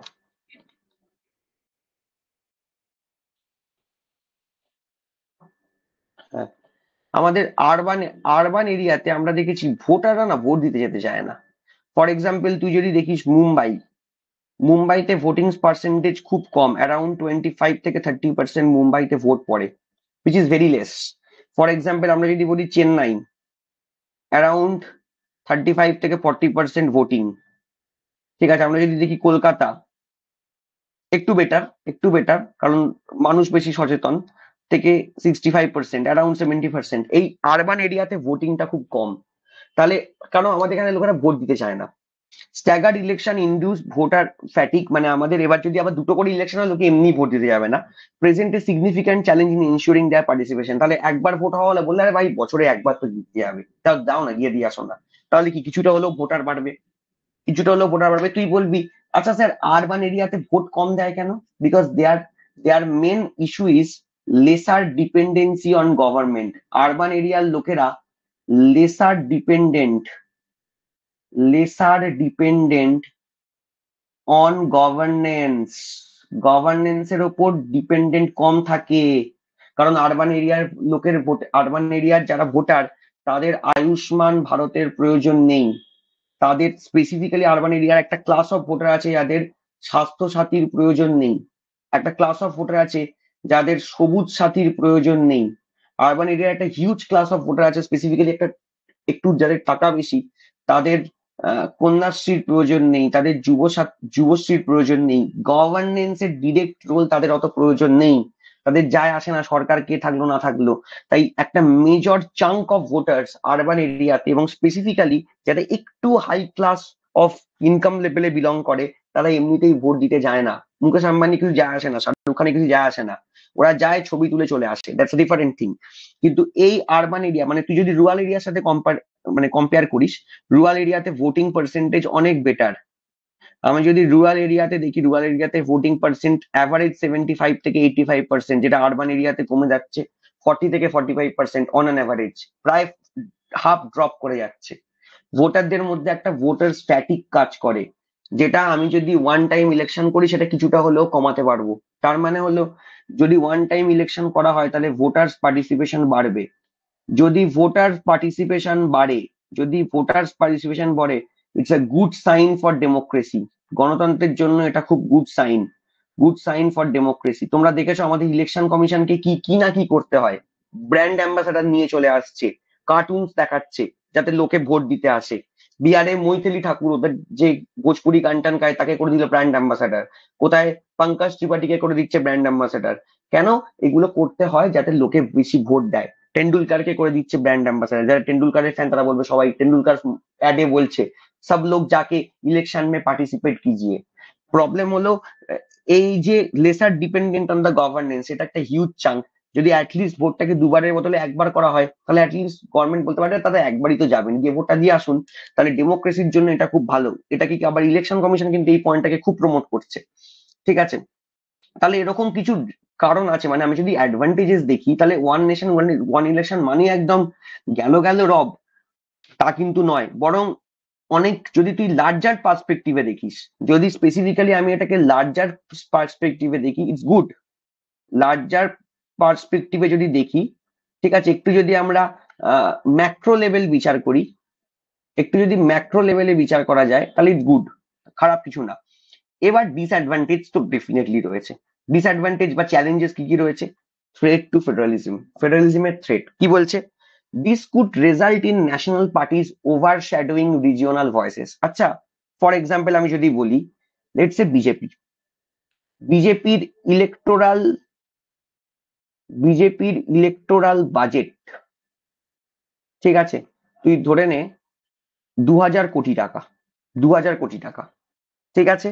তার জন্য বিজেপি যেটা খরচা করে 1500 কোটি টাকা ধর লোকসভা ইলেকশনে, 500 কোটি টাকা বিভিন্ন বিধানসভা ইলেকশনে। তার মানে 2000 কোটি টাকা ওদেরকে টোটাল খরচা করতে হচ্ছে। আমি যেটা বললাম সেটা কম বললাম, এর থেকে অনেক বেশি ওদের ইলেকশন এক্সপেন্স, আমি তবুও বলছি। তাহলে 2000 কোটি টাকা আগে কটা ভোটে খরচা করতো? 28টা স্টেটের ভোট, আমি ধরে নিচ্ছি বিজেপি 28টা স্টেটে অতটা স্ট্রং নয়, বাট তবুও অন অ্যান অ্যাভারেজ আমি বলতে পারি, আহ যদি কিছুটাও কমও ধরি, ছোট ছোট নর্থ ইস্টের স্টেট গুলো খুব ছোট, তবুও 21 থেকে 22টা স্টেটে খরচা করতো, প্লাস একটা লোকসভা। তার মানে তেইশটা ইলেকশনে যা খরচা করতো, এবার 23টা ইলেকশনের খরচা করবে একটা ইলেকশনে। হিসেব বুঝতে পারছিস? এটা শুধু বিজেপির জন্য অ্যাপ্লিকেবল নয়, এটা বিজেপির জন্য অ্যাপ্লিকেবল, এটা আইএনসির জন্য অ্যাপ্লিকেবল। এই দুটো পার্টি মেনলি যাদের অল ইন্ডিয়া পার্টি অনেকেই আছে, কিন্তু অল ইন্ডিয়া মানে সিগনিফিকেন্স যাদের রয়েছে, তারপরে একটু বড় যারা পার্টি, সমাজবাদী পার্টি, গোটাই উত্তরপ্রদেশে দুবার ইলেকশন করাতে পারে, একবার ইলেকশন করাবে। তারপর ধরো for example BSP, Bahujan Samajwadi party, CPIM, TMC, huge party, মানে টাকার নিরিখে দেখতে গেলে এদের কিন্তু অনেকটা সুবিধে, এদের কিন্তু একটা হিউজ সুবিধে হয়ে যাচ্ছে। এবং স্পেসিফিক্যালি আমি বলবো সেই পার্টি উইথ হায়ার পয়সা, যাদের পয়সা বেশি আছে, মানে এর মধ্যে এক্সক্লুসিভ মজা লুটবে হলো বিজেপি। মানে বিজেপির মতো পয়সা, বিজেপির পয়সা তাদের কাছে কেউ নেই, ঠিক আছে। এবং বিজেপির পরে এই আইএনসি আছে এবং টিএমসি আছে, এই তিনজনের খুব অ্যাডভান্টেজ। টিএমসি তো হিউজ অ্যাডভান্টেজ, ঠিক আছে। ইনফ্যাক্ট এই কারণে টিএমসি সরাসরি মুখে কিছু বলতেও পারছে না, টিএমসি জানে ভালোই হবে, এটা হলে খারাপ হবে না, কারণ তাতে আরো সুবিধে। তাহলে যেখানে 24টা ইলেকশনের পয়সা একটা ইলেকশনে করে দিতে হচ্ছে, তাহলে এই ঘটনা যদি ঘটে, তাহলে কিন্তু রিজিওনাল ভয়েসেস ওভারশ্যাডো হবে। রিজিওনাল যারা ছোট ছোট পার্টি, ছোট ছোট পার্টিগুলো কিন্তু তারা আর প্রচার করতেই পারবে না, চারদিকে শুধু বিজেপি আর টিএমসি ফ্ল্যাকার্ড দেখবি, ঠিক আছে। ছোট ছোট পার্টিগুলো প্রচার করতেই পারবে না। ফর এক্সাম্পল আমি যদি বলি, আমার একটা পার্টির কথা খুব মনে পড়ছে, শিরোমণি আকালি দল, যারা শুধু পাঞ্জাবে অ্যাক্টিভ, ঠিক আছে। হরিয়ানাতে একটা দুটো পার্টি আছে, ছোট ছোট পার্টি, ঠিক আছে। আরএলডি, ঠিক আছে, জনতা দল, সেকুলার, জেডিএস, এই সমস্ত যে পার্টিগুলো যেগুলো একদম রিজিওনাল ভয়েসেস কাজ করে, ঠিক আছে। যেমন আমাদের এখানে ওই কি পার্টিটার নাম, আইএসএফ, এদের একদম কম পয়সা, মানে এরা কিন্তু পুরোপুরি ওভারশ্যাডো হয়ে যাবে, ঠিক আছে, এটা একটা ব্যাপার। তাতে যেটা হবে, diminishing the representation of local concern and needs, একদম লোকাল লেভেলে, একদম বেসিক যারা কথা বলে, যেটা বেসিক লেভেলে কথা বলে, সেটা না কিছুটা হলেও কমে যাবে, ঠিক আছে। যেটা কিন্তু একটা ফেডারেলিজমের জন্য থ্রেট, এটা তো হবেই। Which are often best understood by state level parties. কারণ তুমি বিজেপির থেকে বা আইএনসির থেকে পশ্চিমবঙ্গের টিএমসি অনেক বেশি অ্যাক্টিভ, তারা জানে কিভাবে কি করতে হয়। ফর এক্সাম্পল তুমি যদি দেখো সমাজবাদী পার্টি, বহুজন সমাজবাদী পার্টি, এরা তো আলটিমেট স্পেসিফিক্যালি তোমার উত্তরপ্রদেশের বাইরে নেই। বিএসপি তাও একটা দুটো আছে, এসপি তো নেই।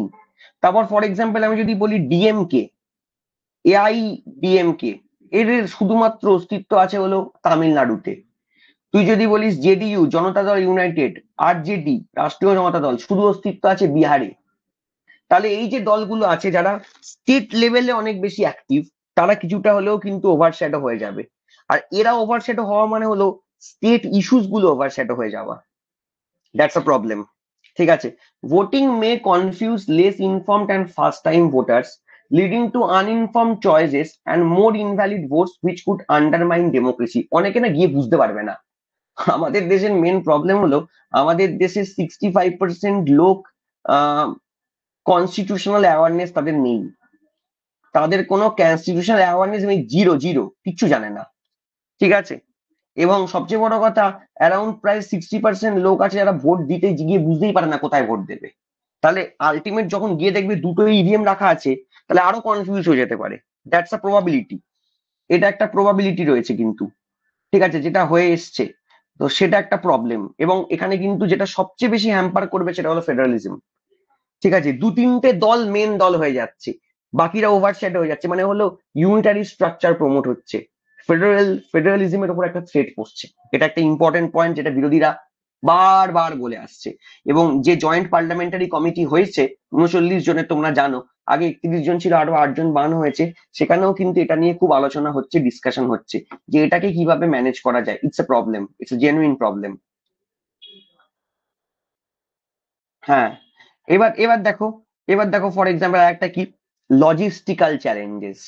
কেন না, organising simultaneously election would immense strain on the resources and capabilities of the election commission of India and security forces. এটা একটা হিউজ কনসার্ন। একসাথে লোকসভা বিধানসভা ভোট হলে প্রচুর লোক লাগবে, ঠিক আছে, সেটা একটা কনসার্ন। দ্বিতীয়ত হলো একটা মেন কনসার্ন, যেটা এটা তো তাও ম্যানেজ হয়ে যাবে, implementing simultaneously election would require a significant purchase of electronic voting machines and voter variable paper audit trail. মানে প্রচুর একসাথে আমাকে ইভিএম জোগাড় করতে হবে, ইভিএম জোগাড় করতে হবে, যেখানে একটা বুথে আগে একটা ইভিএম থাকতো এবং একটা বুথে থাকবে দুটো ইভিএম। তার মানে যদি ভারতবর্ষের টোটাল 25 লাখ বুথ হয়, তাহলে আগে যেখানে 25 লাখ ইভিএম থাকতো, এখন সেখানে 50 লাখ ইভিএম লাগবে। এবং সেটাও খুব কম, আমি তোকে বলছি 25 লাখ না, তার থেকে বুথ অনেক বেশি আছে, 25 কোটি বুথ আছে ধরে নে। তাহলে 50 কোটি ইভিএম, চারটিখানি কথা নয়। প্লাস ভিভিপ্যাট, এতগুলো টাকা হয়তো ম্যানেজ হয়ে যাবে, কিন্তু এত জিনিস জোগাড় করা এটা একটা প্রবলেম। প্লাস প্রবলেম হলো, আগে যখন দেখবি ভোটাররা ওই ইভিএম গুলো নিয়ে হাতে করে যেত, এবার এখন যেটা হবে, ভোটার মানে ভোটার বলছি মানে যারা ভোটিং করাতো, মানে যারা অফিসার্সরা, তাহলে যেটা প্রবলেম, তাহলে অত ইভিএম নিয়ে যাওয়া আসা, সেগুলোকে সিল করা। আমরা জানি যে আমাদের ইভিএম গুলো যেখানে থাকে সেখানে একটা ঘরে গিয়ে সিল করে দেওয়া হয়। তাহলে এবার ডবল ঘর, ঘর লাগবে, কারণ ডবল ইভিএম মানে ডবল ঘর, ডবল গাড়ি লাগবে। তাহলে লজিস্টিক চ্যালেঞ্জ কিন্তু one of the main challenges. এটা নিয়ে কিন্তু বারবার কোর্টও বলেছে, লজিস্টিক চ্যালেঞ্জ, ডবল গাড়ি, double EVM, double VVPAT, double room, এবং ওই রুম গুলোকে আবার পাহারা দেওয়ার জন্য double officer, double police, double security, সবই ডবল হয়ে যাচ্ছে, এটা একটা সমস্যা। Parliamentary Standing Committee on Personal Public Grievances, Law and Justice 2015 estimated that around 9,284.15 crore would be needed for the procurement of these machines। 2015 এখন 10 বছর কেটে গেছে, ওটা এখন 18-20 কোটি টাকা হয়ে গেছে, 18-20 হাজার কোটি টাকার মতো চলে গেছে। এটাও একটা চ্যালেঞ্জ। খরচাটা তাও ম্যানেজেবল, কারণ খরচাটা হতোই কোনো না কোনো দিন, কিন্তু প্রবলেম হলো ওয়ান টাইম খরচা। আমরা যখন একটা ল্যাপটপ কিনি, আমরা যখন একটা মোবাইল কিনি, আমরা বেশিরভাগ সময় দেখি ইএমআই তে হবে কিনা, কারণ আমি জানি আমাকে 60,000 টাকাই দিতে হবে, কিন্তু আমি সারা বছরে দিলে 5,000 টাকা করে মাসে, চাপ কম। যদি আমাকে বলে একসাথে 60,000 টাকা বের করতে, তাহলে আমার ফাটবে। যদি আমার ইনকাম বেশি হয়, দ্যাটস এ ডিফারেন্ট থিং। তাই জন্যই লোকে ইএমআই এর দিকে যায়। ইভেন 1,000 টাকা 2,000 টাকা বেশি দিতে গেলেও লোকে ইএমআই করে নেয়, জাস্ট বিকজ এখানে ইকুয়ালি মান্থলি একটা মানে পেমেন্ট দিতে হয়। তাহলে একসাথে এতটা খরচা, লজিস্টিক চ্যালেঞ্জ রয়েছে, এটা কিন্তু একটা মেজর চ্যালেঞ্জ। নেক্সট যেটা বলছে, এবার মেন ইম্পর্টেন্ট জায়গাটায় আমরা আসছি, সেটা হলো, is it possible? One nation one election, is it possible? এটা কি সম্ভব? কারণ এইটা করতে গেলে আমাকে কনস্টিটিউশনাল কনসার্ন রয়েছে, যেটা সবচেয়ে ইম্পর্টেন্ট ব্যাপার। কনস্টিটিউশনাল কনসার্ন রয়েছে, যেটা আমি প্রথমেই বলবো, এনডিএ টোটাল সিট এই মুহূর্তে অ্যারাউন্ড 299। আর যদি তুই লোকসভার, শুধু লোকসভার 2/3 মেজরিটি দেখিস, that will be 543 into 2/3, the number is coming 362। এইটা হলো মেজর কনসার্ন। কনস্টিটিউশনাল অ্যামেন্ডমেন্ট করতে হবে, স্পেশাল মেজরিটি প্রয়োজন। তাহলে এখানে কি আদৌ সেটা সম্ভব? কেন হঠাৎ করে লোকসভার পর নর্মালি একটা বিল রাজ্যসভায় যাওয়ার কথা, এই বিলটা লোকসভার পরের জন্য, পর থেকে সেখান থেকে জয়েন্ট পার্লামেন্টারি কমিটিতে কেন কেন কেন গেল? জেপিসি তে কেন করতে হলো? এবং জেপিসি তেও তোমাকে কিন্তু বিরোধীদের রাখতে হয়েছে। Priyanka Gandhi Vadra is also in the JPC, একদম রিসেন্টলি 1 আর থেকে এমপি হয়েছে বাই ইলেকশনে। তাহলে কেন জেপিসি তে গেল, রাজ্যসভায় কেন গেল না? So is it a matter?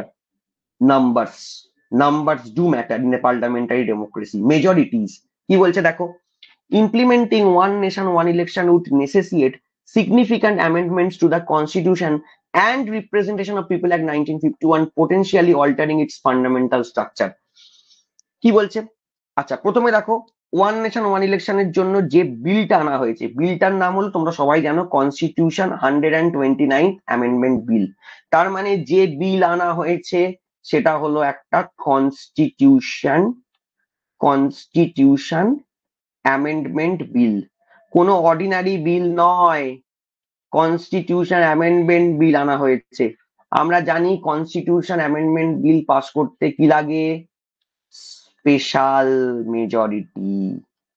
Special majority মানে কি তোমরা পড়েছো? যদি জিজ্ঞেস করে স্পেশাল মেজরিটি মানে কি, একটা হলো টোটাল বাই 2+1, তার মানে হলো অ্যাবসোলুট মেজরিটি। এটা বিজেপির রয়েছে, কারণ তাই জন্য সরকার আছে। কিন্তু শুধু এইটুকুনি নয়, তার সাথে প্রেজেন্ট অ্যান্ড ভোটিং এর 2/3, এর মধ্যে যেটা হবে, এর মধ্যে যেটা হবে আমরা মোর, যেটা মোর সেটা সিগনেচার নেব। এবং এবং এইটা তো শুধু হবে লোকসভাতে এবং রাজ্যসভাতে, তারপর এইটা স্টেটসে যাবেই যাবে। রামনাথ কোবিন্দ কমিটি মোদির মন রাখার জন্য বলে দিয়েছে এখানে কোনো স্টেট র্যাটিফিকেশন লাগবে না। কিন্তু যদি তুমি হরিশ সালভের কথা দেখো, এক্স সলিসিটার জেনারেল, তুমি যদি ফর এক্সাম্পল কপিল সিবালের কথা বলো, অ্যাডভোকেট অফ সুপ্রিম কোর্ট, তুমি যদি ফর এক্সাম্পল অভিষেক মনু সিংভির কথা বলো, এরা সরকার বিরোধী। হারিস সালভে একটু মোদির প্রতি সফট কর্নার রয়েছে, এরা কিন্তু বলছে 50% স্টেটে এটাকে র্যাটিফাই করতে হবে, at least with simple majority. That's the problem. সমস্ত রাজ্য বিজেপি ছাড়া, বিজেপিতে কিন্তু মানে বিজেপির মেজরিটি কিন্তু সব রাজ্যে নেই। তাহলে রাজ্যগুলো থেকেও নেওয়া একটা কনস্টিটিউশনে এই মেন চ্যালেঞ্জ হলো অ্যামেন্ডমেন্ট। মাথায় রাখবে, this is not a simple majority, this is a special majority. So special majority is always challenging, কারণ এখানে কিন্তু মেন কনসার্নটা হবে রাজ্যসভা, রাজ্যসভাতে স্পেশাল মেজরিটি অ্যাচিভ করা, লোকসভাতেও এবং তার সাথে স্টেট গুলোতে অ্যাচিভ করা। স্টেট গুলোতে 50% মেজরিটি, তাহলে অত সোজা নয়। তাহলে কি বলছে এখানে, কি করতে হবে আগে দেখা যাক। আগে কি বলছে, কি করতে হবে সেটা দেখি আমরা। Firstly, hold simultaneous election for the Lok Sabha and state legislative assemblies. যদি তোমাকে দুটো একসাথে ভোট করাতে হয়, টু অ্যাটেন্ড দিস স্টেপ, এটা করতে গেলে constitution amendment bill will be introduced amending article 83। আচ্ছা, আর্টিকেল 83 তে কিসের কথা বলা আছে? Duration of house of the parliament, পার্লামেন্টের হাউসের কথা বলা আছে। তাহলে প্রথম আর্টিকেল তোমাকে যেটা অ্যামেন্ড করতে হবে সেটা হলো আর্টিকেল 83, পার্লামেন্টের ডিউরেশনের কথা বলা আছে। এক, আর্টিকেল 172, এখানে কি বলা আছে? ডিউরেশন অফ স্টেট লেজিসলেচার, রাজ্যের আইনসভার ডিউরেশন। তাহলে সেকেন্ড আর্টিকেল তোমাকে যেটা অ্যামেন্ড করতে হবে সেটা হলো আর্টিকেল 172। এই দুটো আর্টিকেল তোমাকে অ্যামেন্ড করতে হবে, ইনস্ট্যান্ট কনস্টিটিউশন অ্যামেন্ড করতে হবে। তার সাথে প্রপোজ করা হয়েছে 129 অ্যামেন্ডমেন্ট বিলের মাধ্যমে। বিল মানে কি? বিল মানে হলো প্রপোজাল, ড্রাফট প্রপোজাল অফ এ ল, একটা আইন তৈরি করার লিখিত প্রস্তাব। তাই এখানে এই বিলে বলা হয়েছে আর একটা আর্টিকেল ইনসার্ট করতে হবে, সেটা হলো আর্টিকেল 82A। তাহলে 82A বলে একটা আর্টিকেল, এটা নেই, এটা সংবিধানে নেই, এটাকে ইনসার্ট করতে হবে, এটাকে ঢোকাতে হবে। তো ভাই 82A তে কি বলা আছে? বলছে আর্টিকেল 82, যেটা এখন নেই 82A, বলা হচ্ছে constitution of India is a proposed amendment, propose করা একটা article, that would allow for simultaneous election to the house of people and legislative assembly. এবং স্পেসিফিক্যালি এই আর্টিকেলটাইতেই বলা থাকবে ভারতবর্ষের লোকসভা রাজ্যসভার ভোট একসাথে হতে পারে। যদি তোমাকে জিজ্ঞেস করে ভারতবর্ষের লোকসভা রাজ্যসভার ভোট একসাথে হতে পারে কোন আর্টিকেলে বলা থাকবে, তুমি বলবে কোনো আর্টিকেল নেই। এমন কোনো আর্টিকেল নেই যেখানে বলা আছে ভারতবর্ষে বিধানসভার ভোট আর লোকসভার ভোট একসাথে হবে। এই আর্টিকেলটাকে ঢোকাতে হবে, 82A। ঠিক আছে? তোমরা জানো যখনই কোনো অ্যামেন্ডেড আর্টিকেল হয় তারপরে একটা কি বসে? ক্যাপিটাল লেটার বসে। কি বসে? Capital letter. তোমরা 21A পড়েছো, তোমরা 39A পড়েছো, তোমরা 51A পড়েছো, তোমরা এরকম প্রচুর আর্টিকেল পড়েছো। তোমরা যদি পার্টের কথা বলি, পার্ট 4A পড়েছো, পার্ট 14A পড়েছো, পার্ট 9A পড়েছো, পার্ট 9B পড়েছো, 43A পড়েছো, 43B পড়েছো। তার মানে এগুলো সব amended articles, amended parts, amended ঢোকানো হচ্ছে। তাহলে তোমাকে একটা নতুন আর্টিকেল ঢোকাতে হবে 82A, যেখানে বলা আছে রাজ্য এবং কেন্দ্রের আইনসভার ভোট একসাথে হতে পারে। এইটার জন্য কনস্টিটিউশন অ্যামেন্ডমেন্ট বিল নেওয়া হয়েছে, এটা 129th amendment bill, highly challenging. 82 এখানে বলা আছে, 82 কি প্রপোজ করেছে বললাম, ফর দিস অ্যামেন্ডমেন্ট। এবার এই অ্যামেন্ডমেন্টের জন্য কি মেজরিটি লাগবে? Ratification by the state is not required. কে বলেছে? কোবিন্দ কমিটি। আরে কোবিন্দ তো বলবেই, কোবিন্দ তো নরেন্দ্র মোদীর কথা দিয়ে একসময় উঠতো বসতো, ও তো নরেন্দ্র মোদীর যাতে সুবিধা হয় সেটার ব্যবস্থা করবে। কিন্তু প্রবলেম হলো, কোবিন্দ কমিটি কি বললো সেটা ম্যাটার করে না। এখানে ম্যাটার করবে হলো জয়েন্ট পার্লামেন্টারি কমিটি কি ঠিক করলো। ইন কেস যদি জেপিসিও না যায়, this can go to supreme court instantly. Supreme কোর্টে এটা যেতে পারে, সুপ্রিম কোর্ট ঠিক করে দেবে এখানে কি মেজরিটি লাগবে। And as per my constitutional implication, আমার যেটুকুনি কনস্টিটিউশনাল অ্যাওয়ারনেস আছে বা কনস্টিটিউশনাল ডকুমেন্টস যা বলছে, তাতে হলো ইটস আমাদের দেশে স্টেট রাটিফিকেশন কখন লাগে? যখন সেটা ফেডারেল স্ট্রাকচারকে হ্যাম্পার করে। ফেডারেল স্ট্রাকচারকে হ্যাম্পার করে এমন কোন অ্যামেন্ডমেন্টস যদি হয়, সেখানে কিন্তু স্টেটের রাটিফিকেশন লাগবেই লাগবে। আর আমি তোমাদেরকে বলেছি, this particular one nation one election is a great challenge to the federalism. That proves যে এখানে সুপ্রিম কোর্টের কাছে যদি যায় বা যদি জয়েন্ট পার্লামেন্টারি কমিটিও হয়, স্টেটের ratification is must in this case. So apart from Lok Sabha Rajya Sabha support, স্টেটের কথা লাগছে। এবং 362 নাম্বারস নট সোজা, 2/3 মেজরিটি কিন্তু সোজা নয়। তাই জন্যই লোকসভাতে থেকে এটা রাজ্যসভায় না গিয়ে চলে গেছে জয়েন্ট পার্লামেন্টারি মিটিং এ, যেখানে আরো ডিসকাশন হবে, আরো আলোচনা হবে। দেখা যাক যদি কিছু করা যায়। So this are the thing. ঠিক আছে। সেকেন্ডলি, এটা ছাড়াও, এটা তো গেল normal, within 100 days of Lok Sabha and state legislative assemblies, যেটা রামনাথ কোবিন্দ বলেছিল যে লোকসভা এবং বিধানসভার ভোট একসাথে করার পর 100 দিনের মধ্যে মিউনিসিপ্যালিটি পঞ্চায়েতের ভোট একসাথে করতে হবে। Synchronize the election of municipality and panchayat. For this purpose, another constitutional amendment will be introduced. তোমরা জানো আমাদের পঞ্চায়েতের ইলেকশনের কথা বলা আছে আর্টিকেল 243K তে। তাহলে এখানে আবার অ্যামেন্ডমেন্ট করতে হবে, কারণ পঞ্চায়েত ইলেকশন পঞ্চায়েতের মতো করে হয়, মিউনিসিপ্যালিটি ইলেকশন মিউনিসিপ্যালিটির মতো করে হয়। সেখানেও কনস্টিটিউশনাল কনসার্ন রয়েছে, আমরা তো সেটা ধরিই নি। আমরা তো শুধু লোকসভা বিধানসভা নিয়ে ডিসকাস করে যাচ্ছি, তার সাথে কিন্তু এটাও রয়েছে। তাহলে এই জিনিসগুলো আমি যদি দেখি, তাহলে কিন্তু ইটস আ প্রবলেম। তাই আলটিমেট আমি যেটা সবচেয়ে বড় চ্যালেঞ্জ মনে করি, সেটা হলো ওয়ান নেশন ওয়ান ইলেকশনের সবচেয়ে বেশি চ্যালেঞ্জ হলো constitutional concern. Because it's a bill which is amendment bill, it's a bill which impacting, আমি থ্রেট বলবো না, থ্রেট টু ফেডারেলিজমটা হয়ে গেলে সেই কংগ্রেস মার্কা সিপিএম মার্কা কথা হয়ে যাবে। আমি বলবো ইম্প্যাক্ট অফ ফেডারেলিজম। তাহলে সেই ক্ষেত্রে কিন্তু এখানে স্টেটের র্যাটিফিকেশন লাগবে। সো এই মেজরিটিটা অ্যাচিভ করা কিন্তু সোজা নয়। এটা কিন্তু বিজেপি সরকার 17তম লোকসভার বিজেপি নয়, এটা 18তম লোকসভার বিজেপি, যেখানে বিজেপি কিন্তু is highly dependent on others. ঠিক আছে। এটাকে পাশ করানোর একটাই উপায়, অন্যান্য দলের সাপোর্ট নিতে হবে। তো এটা কিন্তু একটা হাইলি চ্যালেঞ্জিং কনসার্ন। মোটামুটি এই হলো ব্যাপার। আমি যেটা বলতে চাইছি, এই যে আনসারটা আমি এখানে লিখেছি, আমার কথা হলো একটু তো তোমাদেরকে আমি বোঝালাম। এবার যদি তোমাকে one nation one election explain করতে বলে, এর দুটো পার্ট হবে। এই আনসারটা দুটো পার্ট হবে। একটা পার্ট হলো পার্ট 1, সেটা হলো কারেন্ট ইস্যুস। ফর এক্সাম্পল এখানে কি অ্যাড হবে? এখানে 129th কনস্টিটিউশনাল অ্যামেন্ডমেন্ট বিল আমরা অ্যাড করব। জেপিসি তে গেছে, 39 জন মেম্বার্স জেপিসি তে আছে, এটা আমরা অ্যাড করব। আর একটা হলো পার্ট স্ট্যাটিক পার্ট মানে হলো অ্যাডভান্টেজেস কি, ঠিক আছে, অ্যাডভান্টেজেস কি, ডিসঅ্যাডভান্টেজেস কি, ঠিক আছে, হিস্টোরিক্যাল ইম্প্যাক্ট কি হয়েছে, আগে কোথায় কি হয়েছে, হিস্টোরিক্যাল পার্ট। এই দুটো পার্টে কিন্তু আমি আনসারটাকে অ্যাড করব। একটা হলো কারেন্ট ইস্যুস, মানে যেখানে একদম রিসেন্ট তোমরা যেটা দেখছো কাগজে এটা পড়ছো এটা। আর একটা হলো কনস্টিটিউশনাল পার্ট।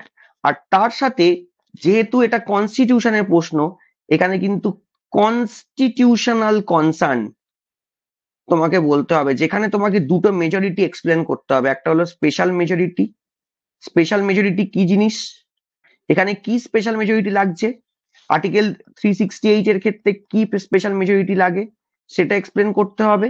এবং তোমাকে এটাও এক্সপ্লেন করতে হবে যেখানে ফেডারেল ফিচার কি হ্যাম্পার করছে।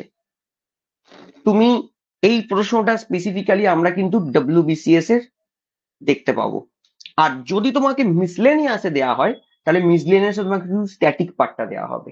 Explain the advantages and disadvantages of one nation one election. সেক্ষেত্রে আমি ডেফিনেশন, কবে আনা হয়েছে, ছোট্ট করে রামনাথ কোবিন্দ অ্যাডভান্স ডিসঅ্যাডভান্টেজ বলে শেষ। ডাব্লিউবিসিএস এ যেই আনসার লিখবো সেখানে কনস্টিটিউশনাল কনসার্ন আসবে, সেখানে স্পেশাল মেজরিটির কথা আসবে, সেখানে ফেডারেল ফিচার হ্যাম্পারের কথা আসবে। আমি কি বোঝাতে পারছি তোমাদেরকে? দুটো কোশ্চেনের দু রকম আনসার। 362, 362 হলো 2/3 মেজরিটি।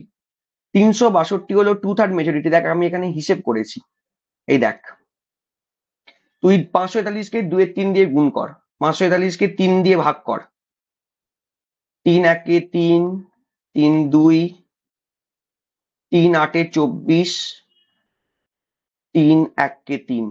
তার মানে হলো এটা ভাগ করলে কত আসছে, 181 ইন্টু 2, 2 একে 2, 8 2 16, 6 1, 2 একে 2, 362। 362 হলো 2/3 মেজরিটি লোকসভা। বুঝতে পেরেছিস? আমি বলতে চাইছি তোমায় কোশ্চেন দেখতে হবে, কোশ্চেন দেখে তোমাকে আনসার করতে হবে যে আমি কিভাবে আনসারটা লিখবো, and it should be point wise. Answer একদম পুরো point wise. 1 number, one nation one election কি, what is one nation one election. 1 number. Second number part হলো এটা রিলেটেড একটা কমিটি তৈরি হয়েছিল, main committee Ramnath Kovind committee, তারা কি বলেছে। তারপরে বাকি কি কি, কোন কোন কমিটি এটা সম্বন্ধে এটাকে অ্যাডভোকেট করেছিল, এবং তারপর আমরা যেটা বললাম হিস্টোরিক্যাল কনটেক্সট, কবে হয়েছিল, 51 থেকে 67 বলতেই পারিস, ব্যাস, দ্যাটস ইট। তারপর অ্যাডভান্টেজেস, অ্যাডভান্টেজ গুলো খুব সোজা, এটা তোমরা নিজেরাই লিখতে পারবে। Cost reduction, diversion of human resources, reducing burden on courts, খুব ইজি ইজি পয়েন্টস, কোনো এখানে মানে চাপের ব্যাপার নেই। ভোটার পার্টিসিপেশন, ঠিক আছে, এগুলো তোমরা বলতে পারবে। এবং চ্যালেঞ্জেস, ফেডারালিজমের প্রবলেম হতে পারে, logistic challenge, very important challenge হতে পারে, and last but not list, is it possible, এটা কি আদৌ করা সম্ভব, কনস্টিটিউশনাল কনসার্নস। বিকজ এখানে কিন্তু নাম্বারস ম্যাটার করে, এখানে অন্য কিছু ম্যাটার করে না, এখানে নাম্বারস ম্যাটার করে। বিজেপির কাছে কি সেই নাম্বারস আছে এটাকে ট্রান্সফার করানো, এটাকে পাস করানো? প্লাস এখানে মেজরিটিটাও একটা ফ্যাক্টর, কারণ নাম্বার শুধু তাই নয়, এতগুলো জায়গায় অ্যামেন্ড করতে হচ্ছে। এইটুকুনি আমায় আনসার করতে হবে, এবং দুরকম ভাবে আমরা আনসার করব। স্পেসিফিক্যালি এই ক্লাসটা ঠিক তাদের জন্য, যারা আমার ক্লাস দেখেছে তারা তো জানে কেমন ক্লাস হয়, কিন্তু আমি যেটা বলতে চাইছি, এটা এইভাবে আমরা ডেসক্রিপটিভ ক্লাস করব। তো আপকামিং অধ্যয়নে যে ব্যাচ গুলো তোমাদের হবে সেখানে কিন্তু আমরা এইটা মাথায় রাখবো, এইভাবে আমরা পড়বো, এবং তোমাদেরকে আনসার লিখিয়ে তো দেবই। এবং তোমাদেরকে আরেকটা আমি রিকোয়েস্ট করবো যে তোমাদেরও কিন্তু কিছু কিছু প্রশ্ন আমি কিন্তু লিখতে দেব, ঠিক আছে? আজকেরটা তো ডেমো ক্লাস টাইপেরই হলো, এর পরের যে ক্লাসেস গুলো হবে, যারা মেন্স ক্লাস করবে তাদেরকে কিন্তু লিখতেও দেওয়া হবে, ঠিক আছে? এটা আমি না, সবাই দেবে। আজকে এই ক্লাসটা আমি ডেমো করাচ্ছি। মোটামুটি বোঝা গেছে তো জিনিসটা? আর কিভাবে আনসার ফ্রেমিং করতে হবে সেটা বুঝতে পেরেছো কিনা আমাকে বলো। কিভাবে আনসার ফ্রেমিং করতে হবে আমরা বুঝতে পেরেছি তো? বাংলাতে লেখা যাবে, এই ক্লাসরুমটা পিডিএফ শেয়ার করা হবে অ্যাপে, হ্যাঁ করে দেবো, তাহলে অসুবিধা নেই। বাংলাতে লেখা যাবে, কুন্তল, লেখা যাবে না তা নয়, কিন্তু আমি তোমাকে বলবো কনস্টিটিউশন ইংরেজিতে লেখাই ভালো, কারণ এখানে বাংলায় লেখা খুব কঠিন, বাংলায় লিখতে পারবে না। গণ্ডি প্রত্যক্ষীকরণ, উৎপ্রেষণ, এগুলো হলো ওই, আমি যেটা ব্যাচে বারবার বলি, হেভিয়েস কর্পাসের বাংলা হলো বন্দি প্রত্যক্ষীকরণ, এটা লিখতে গিয়ে বানান ভুল করে ফেলবে। হেভিয়েস কর্পাস লেখা তার থেকে অনেক সোজা। উৎপ্রেষণ, ঠিক আছে, এসব এসব জিনিস মানে বাংলা পড়া খুব ডিফিকাল্ট, কনস্টিটিউশন বাংলায় পড়া খুব ডিফিকাল্ট, আমি নিজে বাংলা মিডিয়ামের স্টুডেন্ট হয়েই বলছি। কনস্টিটিউশন আর ইকোনমি বাংলায় পড়া মারাত্মক শক্ত। ঠিক কিভাবে লিখবো আর একবার বলুন? হ্যাঁ সে বলে দিচ্ছি, নোট লিখ প্রোভাইড করে দেবেন, সে করে দেবো। ইংলিশ টার্মগুলো বাংলা হরফে লিখলে কি কেটে দেওয়া হবে? একদম কেটে দেওয়া হবে, তাহলে তাহলে সেটা কোনো মানেই হলো না। তুমি ইংলিশ টার্মটা বাংলা হরফে লিখলে মার্কস কম পাবে। তুমি যদি এরকম ভাবে লেখো, অনেকে লেখে, অনেকে এইভাবে লেখে, হ্যাবিয়াস কর্পাস, এরকম হলে মার্কস কম পাবে। আইদার তোমাকে লিখতে হবে habeas corpus, which is very easy to right, খুব সোজা, আমি সবসময় মনে করি ইংরেজিতে লেখা উচিত। আর তোমাকে নয়তো লিখতে হবে বন্দি প্রত্যক্ষকরণ। ওরে বাপরে বাপ, এই বাংলা কি লিখবি, কি করে লিখবি বল? উল্টা পারে এই বাংলাও ভুল হয়ে যেতে পারে। উৎপ্রেষণ, ম্যান্ডামাস, এইসব লেখা খুব কঠিন। আমি সবসময় বলি দুটো সাবজেক্ট সবসময় ইংলিশে তোমায় আনসার করতে হবে, দুটো সাবজেক্ট ইংলিশে আনসার করতে হবে, যে যাই বলুক, একটা ইকোনমি আর একটা পলিটি। এই দুটো পেপার বাংলায় লেখা মানে হলো পরীক্ষায় ফেল করা অবধারিত, কারণ এর টার্ম এত কঠিন, মুশকিল লেখা। আর এখানে তোমরা খুব সোজা ইংলিশ ইউজ করতে পারো, ঠিক আছে? ইংরেজিতে না পলিটি লেখা খুব সোজা, মানে কিছু কিছু সুন্দর সুন্দর ওয়ার্ড লেখা যেতে পারে, যেমন এমার্জেন্সি। এমার্জেন্সি হলে আমরা যে ওয়ার্ডটা লিখি সেটা হলো প্রোক্লেম। কেউ লেখে না এমার্জেন্সি স্টার্টেড, এমার্জেন্সি প্রোক্লেম, ঠিক আছে? তারপরে ফর এক্সাম্পল ধরো আমি তোমাদেরকে বলছি, আমাদের যদি আহ, একটা আইন পাস করানো হয়, এনঅ্যাক্ট, পার্লামেন্ট এনঅ্যাক্ট সিটিজেনশিপ অ্যাক্ট 1955, ঠিক আছে? কনস্টিটিউশন মানে যদি একটা জিনিস এনফোর্স করানো হয় তাহলে গভর্নমেন্ট ওটাকে লাগু করছে, এনফোর্স, কি সুন্দর সুন্দর শব্দ আছে। আমাদের অর্ডিন্যান্সের ক্ষেত্রে আমরা বলি প্রোমালগ্যামেট, প্রোমালগ্যামেট। গণভোটের ক্ষেত্রে আমরা বলি প্লেবিসাইট, রেফারেন্ডাম। মানে এই ইংলিশ গুলো অনেক সোজা এবং অনেক প্রচলিত, এগুলোকে তোমরা ইউজ করতে পারবে না, ঠিক আছে? পেনটা ভেঙে যেতে পারে। হ্যাঁ, কতগুলো ওয়ার্ডস লিখতে হবে, কিছু বলা নেই, পৌলমি। অ্যারাউন্ড তুমি মোটামুটি ধরো আমি যেটা লিখেছি ওরকম। এখানে লেখার সাইজ বড় করাটা চ্যালেঞ্জিং নয়, লেখার পয়েন্টস গুলো অনেক বেশি ইম্পর্টেন্ট। তুমি ছোট করেও লিখতে পারো, তাতে তাতে কিছু যায় আসে না। সাইজ এখানে ম্যাটার করে না, এখানে তোমার কন্টেন্ট ম্যাটার করে, ঠিক আছে? আমাদের মনে আছে একজন হিস্ট্রির টিচার ছিল, সে সাইজ দেখে মার্কস দিত, সেটা স্কুলে হয়। এখানে কন্টেন্ট ম্যাটার করে, এখানে সাইজ ম্যাটার করে না, এখানে কন্টেন্ট ম্যাটার করে। তাই এখানে তুমি চাপ নিও না, তুমি দু পাতাতে আনসার লিখতে পারো, এক পাতাতে লিখতে পারো, বাট যেন আনসারে তুমি কি কি অ্যাড করবে, পয়েন্টস অ্যাড করবে, টেবিলস যদি পারো অ্যাড করবে, ঠিক আছে? তো এই জিনিসগুলো তোমাকে অনেক বেশি মার্কস ফেচ করতে সাহায্য করবে। এবং তুমি যদি পারো, তুমি রেফারেন্স আর্টিকেল অ্যাড করবে, রেফারেন্স আর্টিকেলস অ্যাড করবে, ঠিক আছে? আমরা তো সবে শুরু হলো, এরপর আমরা আরো এরকম ক্লাসেস করবো, তাহলে তোমরা বুঝতে পারবে যে কিভাবে আমরা আনসার লিখবো, ঠিক আছে? বাংলা ইংলিশ নিয়ে লেখা যাবে না, লেখা যাবে না, লেখা যাবে না, মার্কস কাটবে তাতে, বুঝতে পেরেছো? নোটটা প্রোভাইড করে দেবো, সেটাতে কোনো অসুবিধে নেই। আমি যেটা বলতে চাইছি সেটা হলো মোটামুটি একটা আইডিয়া পাওয়া গেল কি, এটা যদিও একটা ক্লাস, একটা ক্লাসে আইডিয়া পাওয়ার কথা নয়। ওয়ান নেশন ওয়ান ইলেকশন তো তোমরা বুঝতে পেরেছো আমি জানি, কিন্তু মোটামুটি কিভাবে আমরা ক্লাসটা করব একটা আইডিয়া পাওয়া গেল। বিশেষ করে আব্দুল কালামের ছেলেমেয়েরা তো আমরা ক্লাস করেছে, বাট যারা ক্লাস করেনি, নতুন করছে, তাদের মোটামুটি একটা আইডিয়া ক্লিয়ার হলো তো কিভাবে আমরা আনসার লিখলে মোটামুটি হতে পারে। এটা কিন্তু আরো এগোবো আমরা, এটা জাস্ট একটা ক্লাস। এরপর নর্মাল স্ট্যাটিক পার্টের কোশ্চেন থাকবে কনস্টিটিউশনের, সেগুলো আমরা প্র্যাকটিস করব, ঠিক আছে? তাতে আমার মনে হয় আস্তে আস্তে আস্তে আস্তে ব্যাপারটা ক্লিয়ার হবে, বুঝেছো? স্যার একটা ফেমাস নিউজ পেপার এই পড়েছিলাম, ইমপিচমেন্ট অফ ভাইস প্রেসিডেন্ট, কিন্তু ভাইস প্রেসিডেন্টের ক্ষেত্রে রিমুভাল ইউজ করা হয়, আপনি বলেছেন একদম। ইমপিচমেন্ট কথাটা শুধুমাত্র আর্টিকেল 61-এ বলা আছে, it's a wrong statement. Impeachment কথাটা শুধুমাত্র আর্টিকেল 61-এ বলা আছে, আর কোথাও বলা নেই। ইভেন সুপ্রিম কোর্ট হাইকোর্টকেও, হাইকোর্টের জাজেসদের ক্ষেত্রেও রিমুভ হয় article 124 clause 4, not impeach. Sir বাংলাতে কি পিডিএফ হবে? আমার সাবজেক্টে তো হবে না, বাট বাকি সাবজেক্টে ডেফিনেটলি হবে। Sir as report as easy হিসেবে লিখলে কি চেঞ্জ করতে হবে? অ্যাজ রিপোর্ট অর অ্যাজ এসে হিসেবে লিখলে কি কি চেঞ্জ করতে হবে? অ্যাজ এ রিপোর্ট হলে কিছু চেঞ্জ করতে হবে না, রিপোর্টে যেমন তুমি লেখো ওপরে নিজস্ব সংবাদদাতা বলে লিখতে হবে, ঠিক আছে? এসেটা আমরা যেটা লিখেছি এটা এসেই, ঠিক আছে? Yes sir, yes sir, yes sir, yes sir, yes sir. 20 মার্কসের ওয়ার্ড লিমিট কত হবে? স্যার ওয়ার্ড লিমিট কিছু মেনশন করা থাকে না, তবে অন অ্যান অ্যাভারেজ তুমি মোটামুটি পয়েন্ট ওয়াইজ লিখলেই হলো। 20 মার্কস হলে অবভিয়াসলি তোমাকে দু পাতা মতো লিখতেই হবে, ঠিক আছে? আহ, অন্তত দু পাতা লিখতেই হবে শবনম। মানে অ্যাজ সাচ আমাদের ওয়ার্ড লিমিট মেনশন করা থাকে না, কারণ ওয়ার্ড লিমিট তোমার থাকবে হলো একমাত্র তুমি যখন লেটস সে তুমি যখন প্রেসি করবে, ঠিক আছে? প্রেসিসের ক্ষেত্রে ওয়ার্ড লিমিট থাকে, ঠিক আছে? এইখানে কোনো ওয়ার্ড লিমিট অ্যাটলাস থাকে না। আর ওয়ার্ড লিমিটের থেকে ছাড়িয়ে গেলেও মার্কস কাটে না, কম হলেও মার্কস কাটে না, কিন্তু মোটামুটি একটা পয়েন্ট ওয়াইজ লেখা। এখানে ওয়ার্ড লিমিট বা সাইজ একদম ইম্পর্টেন্ট না, আমি বারবার এটাই বলার চেষ্টা করছি, এখানে সাইজ ম্যাটার করে না, এখানে কন্টেন্ট ম্যাটার করে, ঠিক আছে? ইউপিএসসি তেও তাই হয়, এখানেও তাই হয়। ওয়ার্ড লিমিট মাঝে মাঝে দিয়ে দেয়, বাট সেটাকে মেনটেন করলেই একদম সবকিছু হবে তা নয়। এখানে পয়েন্টস গুলোকে কভার করা অনেকটা important, and answer has to be precise. আনসারটাকে যতটা প্রিসাইজ করা যায় সেটা চেষ্টা করতে হবে, ঠিক আছে?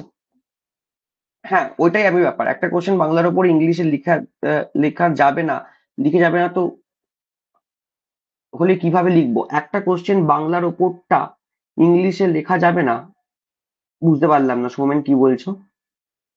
একটা কোশ্চেন বাংলার ওপরটা ইংলিশে লেখা যাবে না, তাহলে কিভাবে লিখবো? বাংলার ওপরটা বলতে বাংলার ওপরটা ইংলিশে লেখা যাবে না মানে বুঝতে পারলাম না। সৌমেন একটু জাস্ট ক্ল্যারিফাই করো, কি বলতে চাইছো? বাংলার ওপরটা ইংলিশ মানে কি? বুঝতে পারলাম না। অন্য, অন্যতে ওপর, অন্যটা ওপর বলছে? অন্যটা মানে?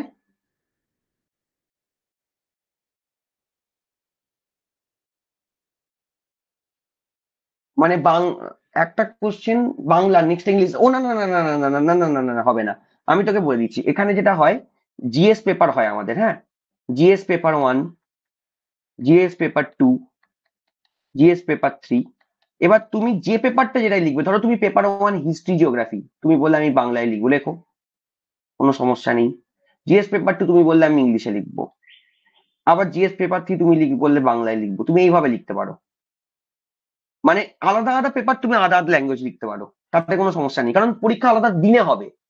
পরীক্ষা আলাদা দিনে হবে, কিন্তু যে পেপারটা তুমি যে ভাষায় লিখছো সেটাতেই তোমায় লিখতে হবে, একটা বাংলা একটা ইংরেজি করা যাবে না। বোঝাতে পেরেছি? জিএস পেপার 1টা তুমি বাংলায় লেখো, সেটা একটা আলাদা পেপার, আলাদা দিন পরীক্ষা হবে। আবার পেপার 2 তুমি ইংরেজিতে লেখো, যেটা তুমি লিখছো, মানে। এবং তোমরা খুব লাকি কেন বলো? কারণ তোমাদের যে পেপার আসে পলিটি, সেই একই পেপারে আসে ইকোনমি। তার মানে হলো পলিটি হিস্ট্রি হলে খুব চাপে পড়ে যেতে, বা ইকোনমি জিওগ্রাফি হলে খুব চাপে পড়ে যেতে, তোমাদের পলিটি ইকোনমি আছে, এই পেপারটা তোমাদেরকে জিএস পেপার ইংরেজিতে লিখতে হবে। সুবিধা হলো এমন ভাবেই সেট করেছে ওরা, তোমরা পুরো সেম ল্যাঙ্গুয়েজে করতে হবে। কি বলছি বুঝতে পারছো? ইউ গাইজ আর লাকি যে polity and economy comes under same group, same paper. তাহলে তুমি দুটোতে ইংরেজি লিখবে, কোনো চাপ নেই। মিসলেনিয়াসের ক্ষেত্রে তুমি বাংলাতে করতে পারো। মিসলেনিয়াসের ক্ষেত্রেও আমি বলি ইংরেজিতে করার জন্য। কারণ দেখবে তোমাদের স্যারও একটা ক্লাস নিয়েছিল আমাদের, আমি জানি না তোমার মনে আছে কিনা। স্যার একটা টার্ম ইউজ করেছিল আমাদের এখানে, যেটা খুব ম্যাটার করে, মিসলেনিয়াসের ক্ষেত্রেও করে। সেটা হলো, আমাদের দেশে, যে মানে আমাদের এখানে, এটা আমি সব জায়গাতে বলবো না, কিন্তু আমাদের এখানে একটা টার্ম স্যার ইউজ করেছিল, সপ্তর্ষি স্যারের একটা ক্লাস, আমার কথা খুব ভালো মনে আছে ওটা। সেটা হলো কলোনিয়াল হ্যাংওভার কাজ করে। আমি বারবার বলছি, ইংরেজিতে লেখার চেষ্টা করো, ঠিক আছে? বাংলায় লেখাটা বাজে নয়, কিন্তু বাংলায় লেখাটা পশ্চিমবঙ্গের যারা প্রফেসর, যারা পশ্চিমবঙ্গে খাতা দেখে, তারা পশ্চিম বাংলা লেখাটাকে একটা ডিসঅ্যাডভান্টেজ মনে করে। তারা মনে করে you don't have any grip on a foreign language means you are less intellect, which is not true, যেটা ঠিক নয়। কিন্তু এখানকার এই কলোনিয়াল হ্যাংওভারটা রয়েছে, তোমাদের হয়তো মনে আছে। সপ্তশিয়ারের কথা, আমার কথা নয় অবশ্যই। ঠিক আছে? তো এই কারণে তোমরা চেষ্টা করো ইংরেজিতে লেখার। স্যার বাড়িতে এই নোটটা রেডি করার পর আনসারটি পারফেক্ট হলো কিনা বুঝবো কি করে? এরপর যেটা হবে, পৌলমি, তোরা যদি আমাদের ব্যাচটাতে জয়েন করিস, সেখানে আমরা কোশ্চেন আনসার করাবো, মানে আমি তো দেবো। ঠিক আছে? মানে একটা কোশ্চেন মানে লিখলাম, আমি লিখে দিলাম, সেটা নোটে চলে গেল। আর একটা কোশ্চেন তোমরা আমাকে দেবে, ঠিক আছে? আমি তোমাদের পরীক্ষায় কোশ্চেন দেবো, এবং তোমরা আনসার লিখবে। সেটা আমি বাসুদেব স্যারের সাথে কথা বলে নেবো, তোরা হয়তো স্ক্যান করে দিতে হবে বা এরকম একটা কিছু। সেই আনসার আমি চেক করব, চেক করার পরে আমি বলে দেবো যে কিভাবে করতে হয়। সিম্পল ইজি ইংলিশে লিখতে সেম নাম্বার পাবো, একদম সেম নাম্বার পাবে, কোনো অসুবিধা নেই। ঠিক আছে? সিম্পল ইজিলি, এখানে কন্টেন্ট ম্যাটার করে। এখানে তুই বঙ্কিমচন্দ্র চট্টোপাধ্যায় হতে যাচ্ছিস কেন? তোকে তো কন্টেন্ট লিখতে হবে। ঠিক আছে? তোর ম্যাটারটা দেখতে হবে, তোর আনসারটা কতটা ওয়েটেজ দেখতে হবে। এখানে ল্যাঙ্গুয়েজের সাথে কি সম্পর্ক? পলিটি তো ল্যাঙ্গুয়েজের পেপার নয়। ঠিক আছে? ঠিক আছে, মোটামুটি বোঝা গেল তো একটা। চলো, এরপর আমাদের আবার নেক্সট যখন ক্লাস করব, আমরা আবার আরো ক্লাস করব। ঠিক আছে? তোমাদের ক্লাস কেমন লাগলো আজকে আমাকে একটু বলবে, গ্রুপেও লিখতে পারো। আর আমরা চেষ্টা করব কারো যত সম্ভব ভাবে অভ্যেস করিয়ে করিয়ে তোমাদেরকে এই জায়গাটাতে রেডি করে দেওয়া যায়। ঠিক আছে? তোমরা কিন্তু ক্লাস করবে, রেগুলার ক্লাস করো। আজকে এই ক্লাসটা সবার জন্য ওপেন ছিল। এরপরে যদি পসিবল হয় তোমরা জয়েন করো আমাদের এই ব্যাচ গুলো, কারণ এর আগের ক্লাসে তো সেইভাবে আমরা ডিসক্রিপটিভ পড়াতে পারিনি, সেটা আস্তে আস্তে আমরা শুরু করব। তো তোমরা একটুখানি জয়েন করো, ব্যাস। থ্যাংক ইউ, থ্যাংক ইউ সবাইকে। Thank you. মিসলিনিয়াস এর জন্য কিভাবে লিখবো মিন্স ওটাই বললাম, একটু যদি আমাদের একটা ডেমো ক্লাস তো দেখালাম, কিন্তু যদি আরেকটু ক্লাস করো তাহলে আরো ভালো লাগবে। তাহলে আরো আইডিয়া হবে মিসলিনিয়াস জন্য এক্স্যাক্টলি কিভাবে আনসার লিখবে, সেটাও বুঝতে পারবে। একটা ক্লাসে হয়তো বুঝতে একটু সমস্যা হবে, কিন্তু এটা বুঝতে খুব একটা অসুবিধা হবে না। ঠিক আছে, চলো, thank you everyone, good night.